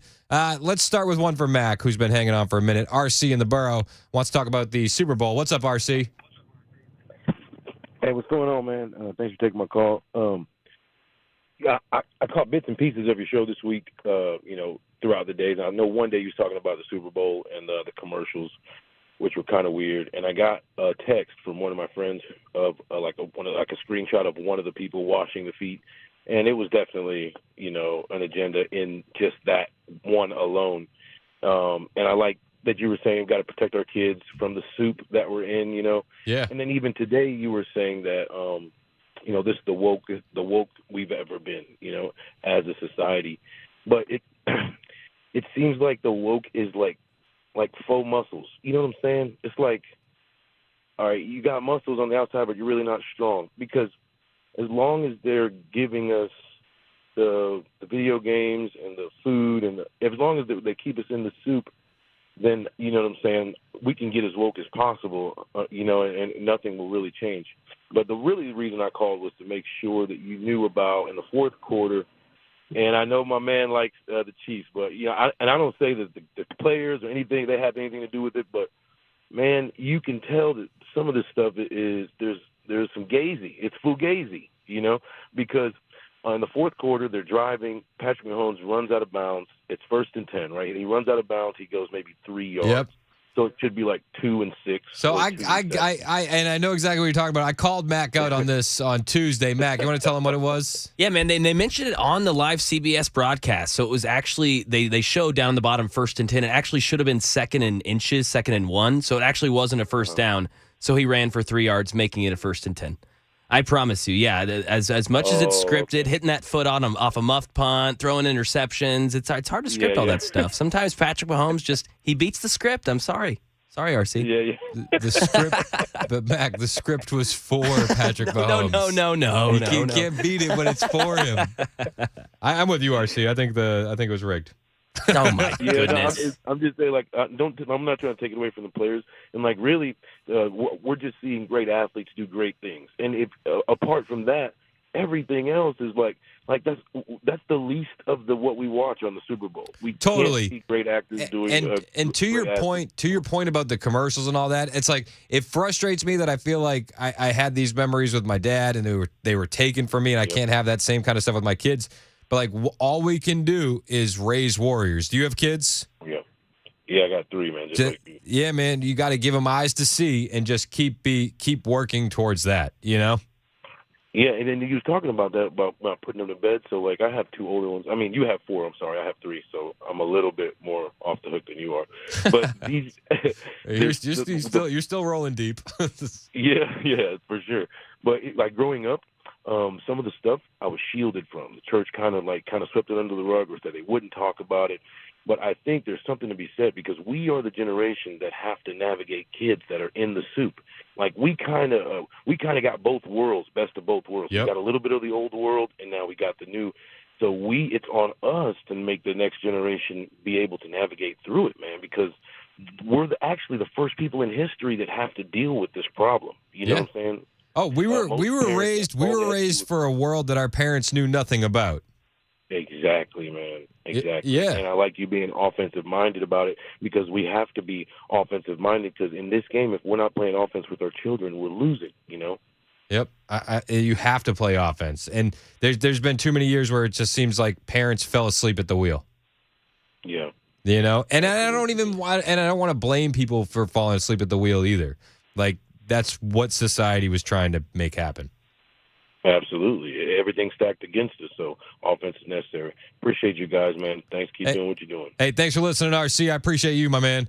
Let's go to Eric in Morristown. He wants to talk about illegals. What's up, Eric? Hey, good morning. Thanks for taking my call, man. Yeah, I was a little hysterical last time we talked, but Eric, last time you were on the air, I tell you what, man, I got so many calls, so many texts that were like, let's get Eric his own show. Yeah, everybody liked you the last time you called. You weren't hysterical. Yeah, right on. Roger that. I appreciate it, man. Hey, real quick, there's a caller that was just on. I forget his name. 100%. Amen. 100%. I'll pass the collection plate. I'll donate to his church. 100%. You guys are knocking it out of the ballpark. Real as far as navigating the soup and raising kids, totally get it. I got two stepsons and 3 of my own, so I'm in it knee deep. Oh yeah, you're rolling deep. Yeah, yes, sir. Hey, real quick, you're talking about illegal aliens. You had other callers. I missed. Everybody was talking about Jose in the last hour. I didn't catch it. But here's the situation. Everybody's talking about UN and this, that, and the other. The United Nations High Commission on Refugee and Migration sets, how should I say, the talking points, the benchmarks, and sets who the quote-unquote stakeholders are that are within the United Nations. Now, our U.S. Department of State has basically ceded their authority or deferred their authority to the UN High Commission on Refugee Resettlement, and the Department of State, the Office of Refugee Resettlement, is the office that is dictating to its subordinate and tenant NGOs on how the quote-unquote migration is supposed to be going. Now, what does that mean for, let's say, us here in Tennessee? Well, those people are receiving federal grant money. These NGOs are receiving federal grant money. It's like a trickle-down. It goes from the board, from the UN to the Department of State to, our tax money goes to the border, which ends up being, I want to say, donated, if you will, to any organization in the state of Tennessee or the other 50 states and territories. That's where they're getting this money from. Now, you have the federal representatives, our Congress people and senators. They are part of this food chain, so to speak. That how many of us have heard any of their representatives? I mean, there's a few out there. How many of us have heard any of their representatives say, "Hey, this is a bunch of Bravo Sierra. We're not doing this anymore. We're not participating in this anymore." And what happens is you got these agricultural representatives, and everybody needs to eat. And I completely understand that. They're going to cry foul or not even say anything because it's going to affect how their, I don't want to say campaign donations go, but let's just say campaign donations go. It's going to affect how those that actually do pay attention, and it is growing, in my opinion. Like you're talking about people, awakening to what's going on, not just being woke on what's going on. Yep, exactly. Those people are going to look to, hey, where's my reelection donation? Or they're not going to say anything because they're greasing the skids for what their political, or the quote unquote apolitical career outside of politics once they decide to go, into the civilian sector. And you had mentioned, if I'm not mistaken, you mentioned earlier about how people, I could be mistaken, it was you, but how people go to Washington and come out of there as bazillionaires. Yeah. Because of what's going on. Now, they may not be glad-handing and getting the gripping and grinning donations to your state in the state of Tennessee, but they're definitely getting it in the Beltway and around the Death Star. Well, I don't know, Eric. If you're getting paid a couple $100,000 a year, you put it in a good savings account with a good interest return. Anybody can become a multimillionaire, right? Okay, that works on Dave Ramsey. Okay, I get that, but when you're getting a 2 or 3% in savings, I mean, I know there's a little tongue in cheek going on. Yeah, there, oh yeah. That's the real grip of it, and it's going to trickle up into the state. It's going to trickle down into the state house. It's going to trickle down into Democrats and Republicans in the state house here. And people are concerned about this, that, and the other beer legislation. You're talking about beer legislation, and I believe you had a candidate for Senate earlier this week with Chris Spencer. Yep. That was his name. He was talking about one of the other senators issuing basically a history lesson and calling it a legislative proposal. Okay, here's the thing: we got all these quote unquote Republicans. How come no one's raising a stink that Governor Bill Lee has yet to rescind his emergency powers from the Rona that's supposed to kill everybody? That's still in effect. Where's the constitutionality on that one? So I'm throwing. I could vent all day on this, man. I appreciate you letting me take the time. On this, I feel, and this is again, this is my opinion. I feel that the powers that be are afraid of all of us coming together and calling them out, we're going to call it, what's the old wives' tale? They're absolutely afraid of it, and that's why division is at the core of the plan. 100%, man. And people are throwing bling out there. Oh, look at this and that. I know people want to talk about what's her name, Willis down in Georgia. I understand that. That to me, this is respectfully, that's fluff. That's a separate issue from the deep state and the powers that be that want to crush anyone and everyone that is associated with Donald Trump, to include Donald Trump, and anyone or everyone that has sentiments like Donald But Trump. I think it's important when Fani Willis stuff comes up that we expose exactly who she is when she tells us, because these are the useful idiots that those people in the deep state are using as pawns, and that they don't mind sacrificing for their ultimate goals. Because she's not going to recover from this, and it just shows that, like, this is who you're using to go after Trump, because the people with character and principle and a brain aren't getting used like this woman. Yeah, fair enough on that point. I think if you've read Plato's Republic, and it goes without saying, people have used it, time for ages, endless millennia. People are focusing on the shadows on the wall. Yep. They're not focusing on where the light's coming from. No. Or who's doing the shadow puppets on the wall. And if you want to know what's going on, you talk to somebody. People should talk to people who were in the system that have now exited the system and are saying, "Hey, whiskey tango over. Shots fired. Where's it coming from? What is this that we're dealing with here?" Because if people can't identify the threat, then they won't be able to how should I say, occupy a proper space to form a resistance. And I'm not talking physical type stuff here, Weaver grips or anything, but you should be able to. That's the target, so to speak. That's who we're looking at. This is the identifiable thing. Let's proceed and focus on that, and send political lead down range on this issue, and then we can hold these people. We need to hold people accountable. That's in my opinion on our team, so to speak. Hey, knucklehead, this is wrong. You shouldn't be doing that. Square it away. Yeah, I totally agree with that. I think that we have to deal with the people in our own ranks that claim to be on our team that aren't. I think that is first and foremost. 100%, man. Hey, I'll get off and quit. I'll get off the horn here and stuff. But hey, I appreciate the time, and everyone have a great and safe day, man. Thanks. Hey, thanks, Eric. Have a great weekend, man. Appreciate you calling as always. Let's go to Mike, who's on the road. Mike has some hope for America. What's up, Mike? You're next on Super Talk. How you doing? Well, this is God's country first and foremost. Amen. When I grew up in the 60s and the 70s, there were tent revivals everywhere. We went to every church service we could find everywhere, and everybody I knew did that.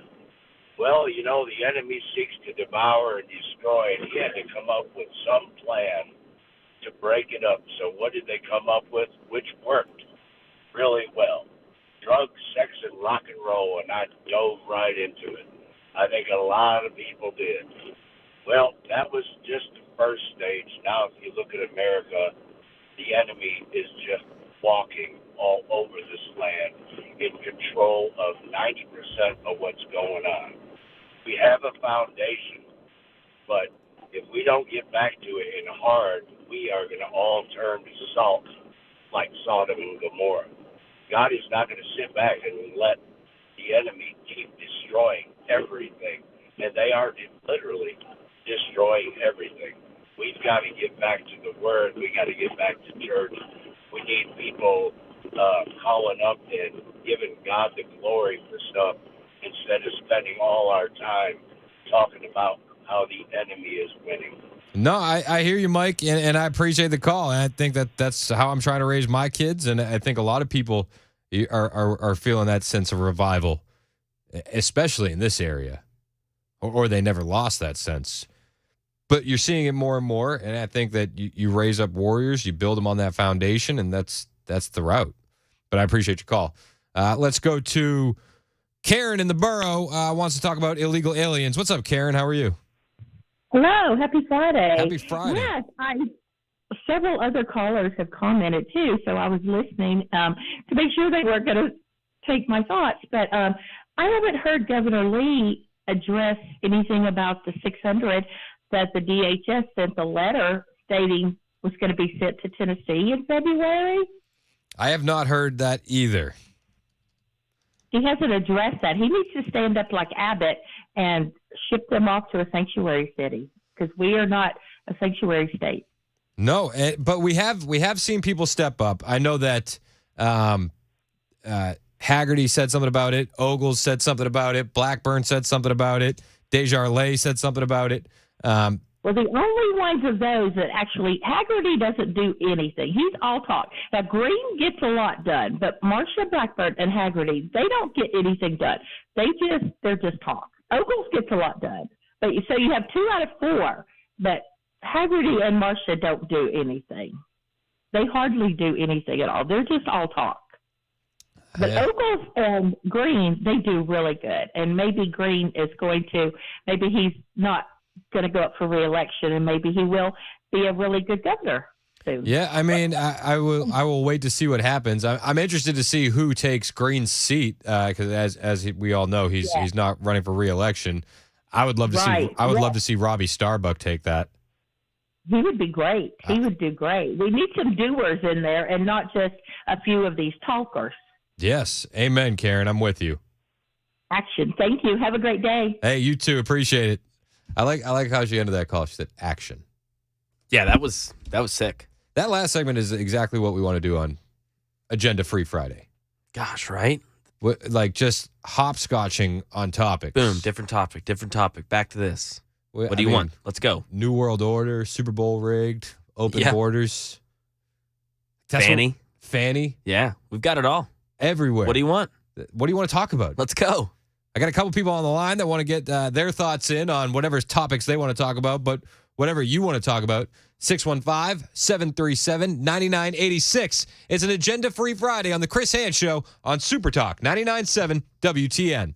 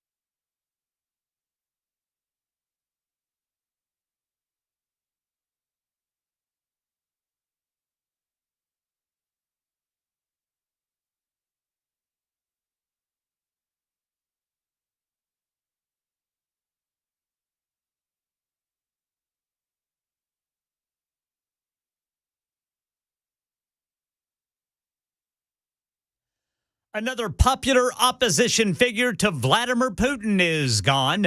Tens of thousands of Tennessee fourth graders at risk of not getting to the next level. These stories and more at 11:30 on Super Talk 99.7 WTN. Thank you, Ken Weaver. It's Super Talk 99.7 WTN. I made the comment that I'd like to see Robbie Starbuck go for a green seat. And somebody said he lives in Ogles District. I was under the impression Starbuck lived in Franklin. Maybe I'm wrong. Off the top of my head, I would have said yeah. But yeah, I know that he was trying to get that Ogle spot, but I think he's since moved to Franklin. That was the impression I'm under. Yeah. And he's been there for a while because he has the farm. He's got the cows. He's got the chickens. That's what I thought. Yeah. I'm pretty sure. Pretty sure. Could be wrong. Listen, I don't know everything. You know what I mean? No, we do not claim to know everything. No. We've been trying to figure out wet snow for months. Exactly. Still not to the bottom of it. We have no idea. It's an agenda-free Friday on Super Talk 99.7 WTN. We can talk about anything you want to talk about. Let's go to Malika in Nashville. I like the subject line Mac typed in for you. It says Midwest versus South. Please elaborate, Malika. Hey guys, happy Friday. I'm going to say that I'm from the Midwest. I'm from Illinois, and I moved down here, and I love it. People are real, people are friendly, and kids get to actually be kids and play outside, and man, I love it. Amen. And as far as politics, who was the last lady? I'll have so many callers I can't count. Miss Karen, you read my mind on politics. The lady from Murfreesboro, thank you, ma'am, so I don't have to say it. You said what I think. Y'all have a great Friday. I'll talk to y'all soon. Thank you. Thanks, Malika. All right. Malika's just hype. Malika's super hype. That was great. I like Malika. Yeah, it's awesome. We can take a hype squad. I'm from the Midwest, so I was unaware of the kids being kids. I was totally a kid, but maybe it's changed. I haven't lived there in a minute, but I do love the South. So I think she was just saying being able to play outside because it's cold. It's negative a million degrees. that is very fair. These are facts. That's so true. Yeah, I can't take that away. When I lived in Detroit, also in the Midwest, people would tell me like, "Oh, I love Michigan because we have seasons." It's like, what are you talking about? Like you have winter for like 9 months a year, exactly, and then it's raining and gray. Like you have like 2 seasons and summer for about like a weekend. Yeah, exactly. It's like 1 week. It's like a big holiday. It's like, yeah. 65 degrees. Yeah. So let's go to Roy in Franklin. You're next on Super Talk. What's up, Roy? Yeah, Roy. All right, moving on. Terry in the borough wants to talk about illegals. What's up, Terry? Hey, yeah. Can you hear me okay? Yes, sir. What's going on? Okay. Well, it's already been mentioned that there are, 600 or so coming in. And my concern is here in Murfreesboro, they got thousands and thousands of brand new apartments that are being, apartment complexes that are being put in. It's already been established that people are having a hard time paying the existing rent. I want to know how they figure on renting these apartments and who with. Yeah, that's a good point. And it's wild because, I look at the rent in Murfreesboro now and I'm like, geez, for a 2-bedroom, it's like some of these guys are paying more for rent than I pay on a mortgage. That's exactly right. They're for the most part, they're paying more on that than they are for a mortgage, just like you just said. Yeah. And they're having trouble doing that. I want to know how they figure on filling these apartments. I want to know who with. Yeah, that's a good question, Terry. I'd like for Scott Desjardins to answer that for me since he's our representative. Yeah, I'll see what he thinks. I'll shoot his team a message. Thanks for the call, Terry. I appreciate it, man. Love your show. Hey, thanks, Terry. It is 11:30 on Super Talk 99.7 WTN. More of your calls next on this Agenda Free Friday on Super Talk.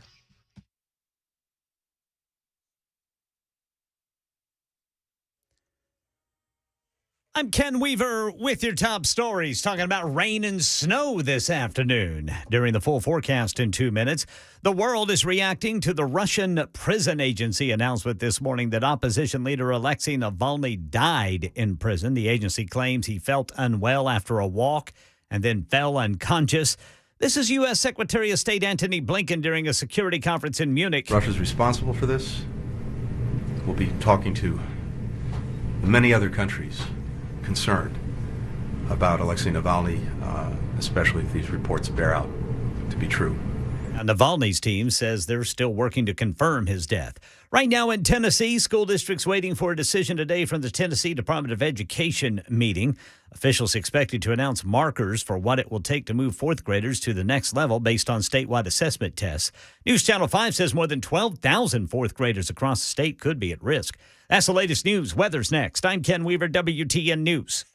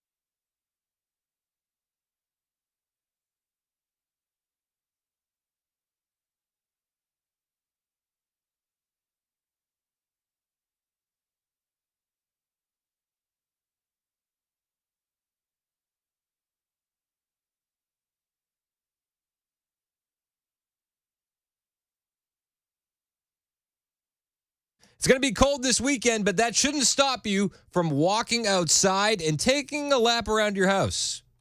Are you noticing any cracks in your foundation? If you are, you should call my friends at United Structural Systems. Hey, it's Chris Hand for USS. Now, the guys at USS are good guys, honest, hardworking, and proud of the work they do. They've been doing this work in Middle Tennessee since 1994, from foundation repair to crawl space encapsulation, basement and crawl space waterproofing, and everything in between, like sinkhole repair. Do you have a sinkhole on your property? USS can fix that as well. Listen, over the weekend, walk around your house. Take some notice of a couple things. Poke your head in your crawl space. Do you see standing water? What about basement walls? Have you seen them getting wet? Do you see cracks in your basement floors? If you see any of those things, that's your house trying to tell you something, and you should give the guys at USS a call to take a look. 615-488-7855, 615-488-7855. They have 25,000 satisfied customers in Middle Tennessee, and here's why they're satisfied. Because the guys at USS will come out, see your issue, make a custom plan, and you won't pay a dime until the work is done. And then the warranty stays with your home. It's a lifetime guarantee. And even if you move out, the warranty stays. That's why so many people are happy that they chose USS. You'll be happy too. Call USS today. 615-488-7855, 615-488-7855, or online at USSTN.com.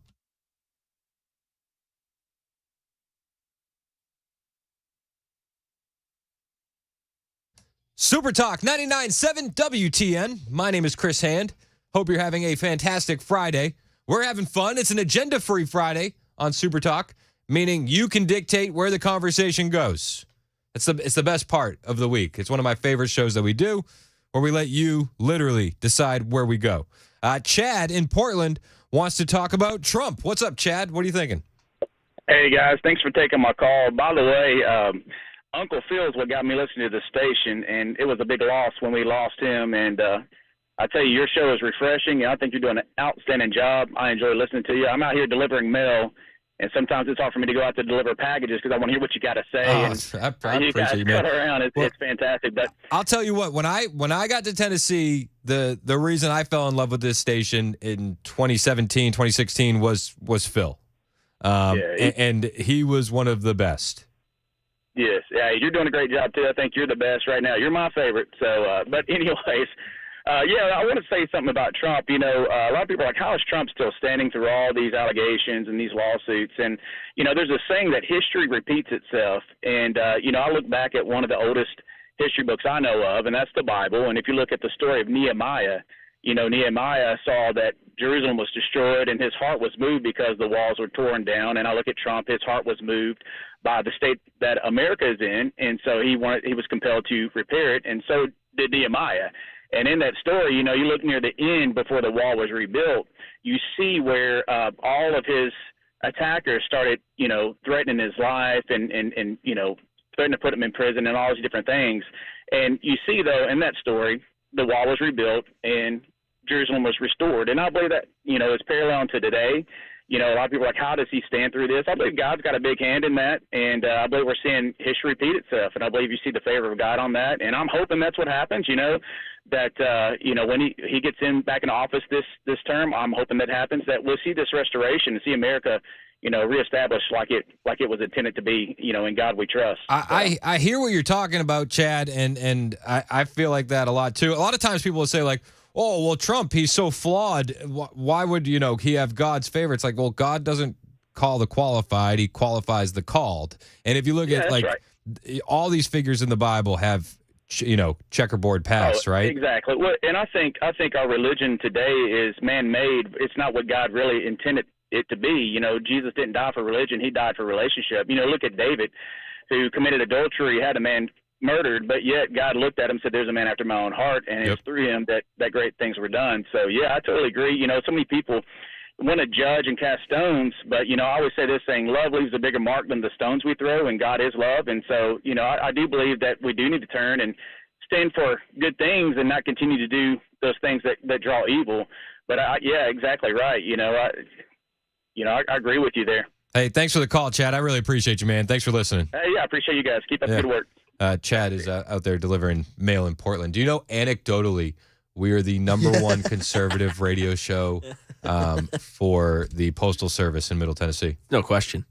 No question. I mean, yeah. Todd's here. He's here. He shows up late. Show starts at 9. So it starts at 9. That's okay. And I want to point this out again. We are also the #1 show, anecdotally speaking, for prisons in Middle Tennessee. Post offices and prisons and truckers. I got a text here from Ronald in jail. He says, hey, guys. Ronald. Hey, guys, this is Ronald. Ronald, we got you saved.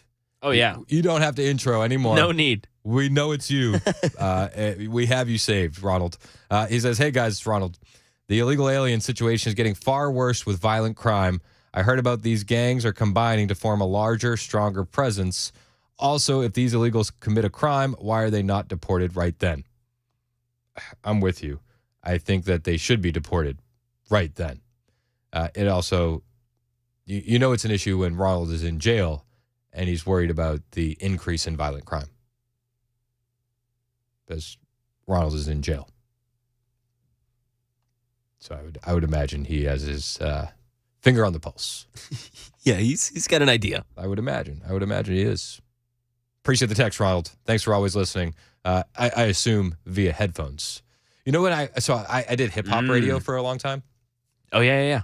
So like when I first started in radio, I'm a young whippersnapper. I'm doing hip hop radio, and I'm on the overnight, and we would call the people listening in jail the headphone crew because they would have to listen on their headphones. They'd have to be. Oh, that's awesome. So if there's anybody else out there in the headphone crew, just know that we're the number one conservative radio show for you. Heck yeah. Anecdotally speaking. Jerry in Kingston Springs wants to talk about the border. What's up, Jerry? Hey, Chris. How you doing, buddy? Good, man. How are you? I'm good. That lady a while back, was she on like an Obama phone or what? That thing was loud. I don't know what she was on. Hey, listen, I voted for Trump twice. I'm a big fan. I used to do security for him in Jersey when he had the casinos. But Trump's not hard. I'm hard. If I was king, this is what I would do, and I've been saying it for 15 years. You take all of the military from all over the world that we have out there, all the bases, bring them back in here. Send them to the border. Take all the prisons from all over the country, move them down to the border. Run a train from the Grand Canyon straight to El Paso and quarry rock out of that Grand Canyon and build the Wall of China for 300 miles using chain gang. Crime will go down overnight because one thing hard felons don't like is work. They want easy money. You have the military guarding them. Everything's right there on the border. You kill 3 birds with 1 stone. What do you think of that? I think it sounds efficient, Jerry. I do. I appreciate it, and I would. Okay, buddy. I would be fine for more chain gangs building border wall. I think that'd be a way to get it done. I do. I'm getting a bunch of texts here. 1505 said I'm carrying mail as well. Tell our boy Chad that they make Bluetooth speakers with a carabiner. So that way he can get out of the truck while he's listening to this. Efficiency. Nice. Efficiency. 9496 says FedEx drivers listen too. Let's go. Anecdotally speaking, also number one with FedEx. Yeah, we had one. I can't remember. Gosh, I can't find it, Chris. I don't know if you saw it, but there was another mailman that texted, and then he said, in fact, it's not anecdotal. It's not. He's gathering data. I mean, there are hard facts. Maybe the mail one isn't anecdotal. Maybe that one's just proven. Yeah, that's it, man. We got the mail carriers on lock. We do. People love radio, including George Soros. He loves radio now, too. Rick in Nashville wants to talk about George Soros buying some radio stations. What's up, Rick?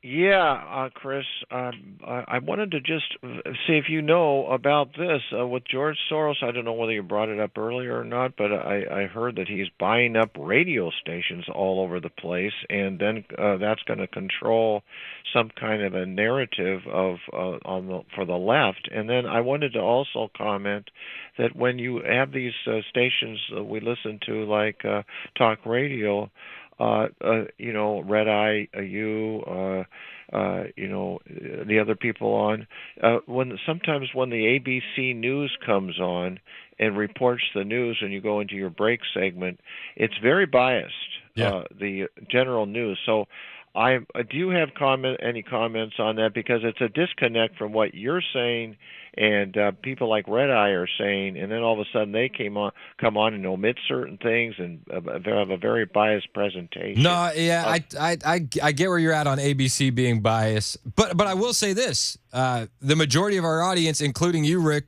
sees right through that bias, right? Definitely. As far as George Soros buying radio stations, I broke this down yesterday. I don't think it's a big deal. Here's why. Did he buy a lot of radio stations and get a good stake in that? Yes, it's been confirmed. It's Odyssey. He's buying about like 40% of the company, it looks like. But here's why I don't think it's a huge deal. The Now, this is just how it stands now. They may flip stations in other markets down the road, but currently the only stations, the only markets with news stations that Odyssey has currently are New Orleans, Detroit, Minneapolis, Kansas City, St. Louis, Vegas, Buffalo, New York City, Philadelphia, Pittsburgh, Scranton, and Richmond. Now, those are just the markets that currently have news properties. But the majority of those, outside of 2 of them, are already left-leaning and woke. I worked in the same building as the Detroit station before. They lean totally left. I worked in Pittsburgh. I know that market very well. They have KDKA. That is a heritage station. In fact, if you look at the way radio stations are licensed with like WW or K, Pittsburgh is the only station on the East Coast that begins with a K. That they were grandfathered into that. That's how old and how heritage they are. Leans way left. Already leans left. The majority of these stations are already left-leaning. So I don't think it's going to affect what we have. Out of the stations that Odyssey has that are conservative, Richmond and St. Louis jump out to me. Richmond, I worked in this building in Richmond, Virginia. Their station is WRVA. They're conservative, but it's a really weak signal. Like it really only covers the downtown area. It's not a signal like 99.7 has where we're massive and cover a really large portion of the state. And as far as WRVA goes, they're conservative, but like they really toe the line because they're in Central Virginia. So like they go about as far as saying Obama's bad, and that's really their line. They don't really go Trump is good. And then St. Louis is their other conservative radio station, but it's St. Louis. So I don't know how much ground you're going to gain in a market like St. Louis or how much ground we're going to lose in a market like St. Louis. So it doesn't scare me as much as some people are making it seem like it's a big deal. Is it something that we should keep an eye on? Like, yes, totally. But unless you're in like a leftist hellhole blue city, the woke radio doesn't work. It just doesn't work. And I'll ask you, Rick, can you name one major, prominent, nationally syndicated, left-leaning radio broadcaster or personality? I really cannot name the broadcasters, but I do know that one of my I'll just name somebody that is very influenced by an NPR radio station. And when they come out, I don't know the names of the broadcasters, as you're exactly right, but they have been almost brainwashed to believe whatever they narrate with their very calm, matter-of-fact kind of way they present their narration of their take on everything, and it seems so biased to me. But the person I'm talking about just has fallen hook and crook for it or whatever. No, and I think that we're going to have that kind of issue with certain people, but I don't think that it's going to become a problem that's going to be larger. You know what I mean? Like I don't think we need to make a mountain out of a molehill here. And okay, I think I think this is a good topic to have, and I'm glad that you're paying attention. But I think it was my uncle that brought this up to me. He's like, "Yo, did you see this? George Soros buying radio stations?" And it's like the more I dig in, the less I'm worried. Because yeah, you have those NPRs and they gain some traction. But really, where they gain traction is already blue. It's reinforcing people's views already, or where they're already entrenched in whatever mentality or ideology they have. It seems to be totally, and and we fall prey to that too on the conservative side. I think humans in general look for confirmation bias. Subconsciously. Well, hopefully it isn't all about totally the money, and money can do everything. I do you think it's all about the money in life? With the influence that people have, it's who has the most money. That's a question I would throw out there. You know, I think Soros obviously has a lot of money, but yeah, I think it depends on who you're asking. I read when I first read the article on this, it said they described George Soros as a philanthropist, and I wouldn't describe him as a philanthropist. Well, you're very complete, good answer. I'm glad you've done a lot of research on this, Chris, and I appreciate your show. Hey, thanks, man. I appreciate you listening. Yeah, thanks a lot now. Of course. It's 11:51 on Super Talk 99.7 WTN. We're going to check in with Matt Murphy next. Hang out with us on Super Talk.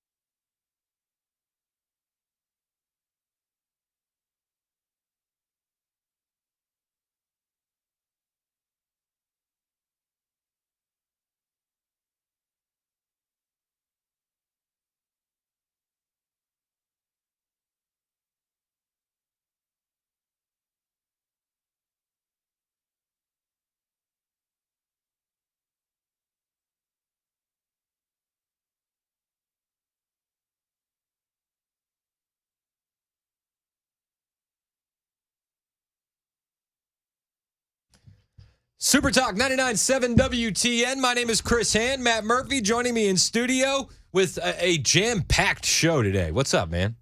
Has anybody else seen Chris Hand's shirt? I love this shirt. It's a great shirt. I It's a actually great meant to comment shirt. on that.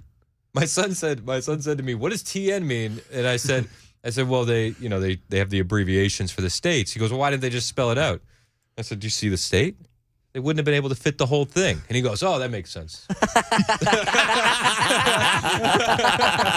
Either right, that tracks. I said, look, the E would have been down here. All over the, Yeah, it would have looked weird. Have you guys ever heard the comedian that went over the room? There's a great bit. It's about a 5-minute bit that rolls around on Facebook and whatnot. The comedian talking about how they abbreviated the states. No. If you've never that sounds seen good. it, find it, because he's like, this is going to be easy. Guys, we'll be here. We'll be in and out in 10 minutes. Don't worry about it. Okay, let's start. Let's go. Alaska. Okay, AL. Great. Let's go number 2, Alabama. AL. Well, wait. And I may be getting it wrong, but he starts going through. Wait. When they get to the M's, MA, ME. Oh, my God, Michigan, no. It's That's hilarious. That's a great idea. What do you got coming up on the show today? Oh, I don't know. We've got Jay St. Clair, which is very exciting. He's going to tell us all about what happened yesterday with Fani Willis, and that should be a lot of fun. I thought this yesterday when I'm watching this on Twitter. I said, I cannot wait for Friday to hear Jay St. Clair break this down. I love his takes, and he'll be with us at 1:05, and we'll have your telephone calls. We got Friday Mac Attack coming up. Woo! In celebration of Valentine's Day, I think we're doing romantic movies. Ooh, how about that? Pretty good. So we're going to get Tinder. Maybe get Dan Mandis's home economics background in on this. So Perfect. Hang out with us. Matt Murphy on till 3. Brian Wilson on after that. It's Super Talk.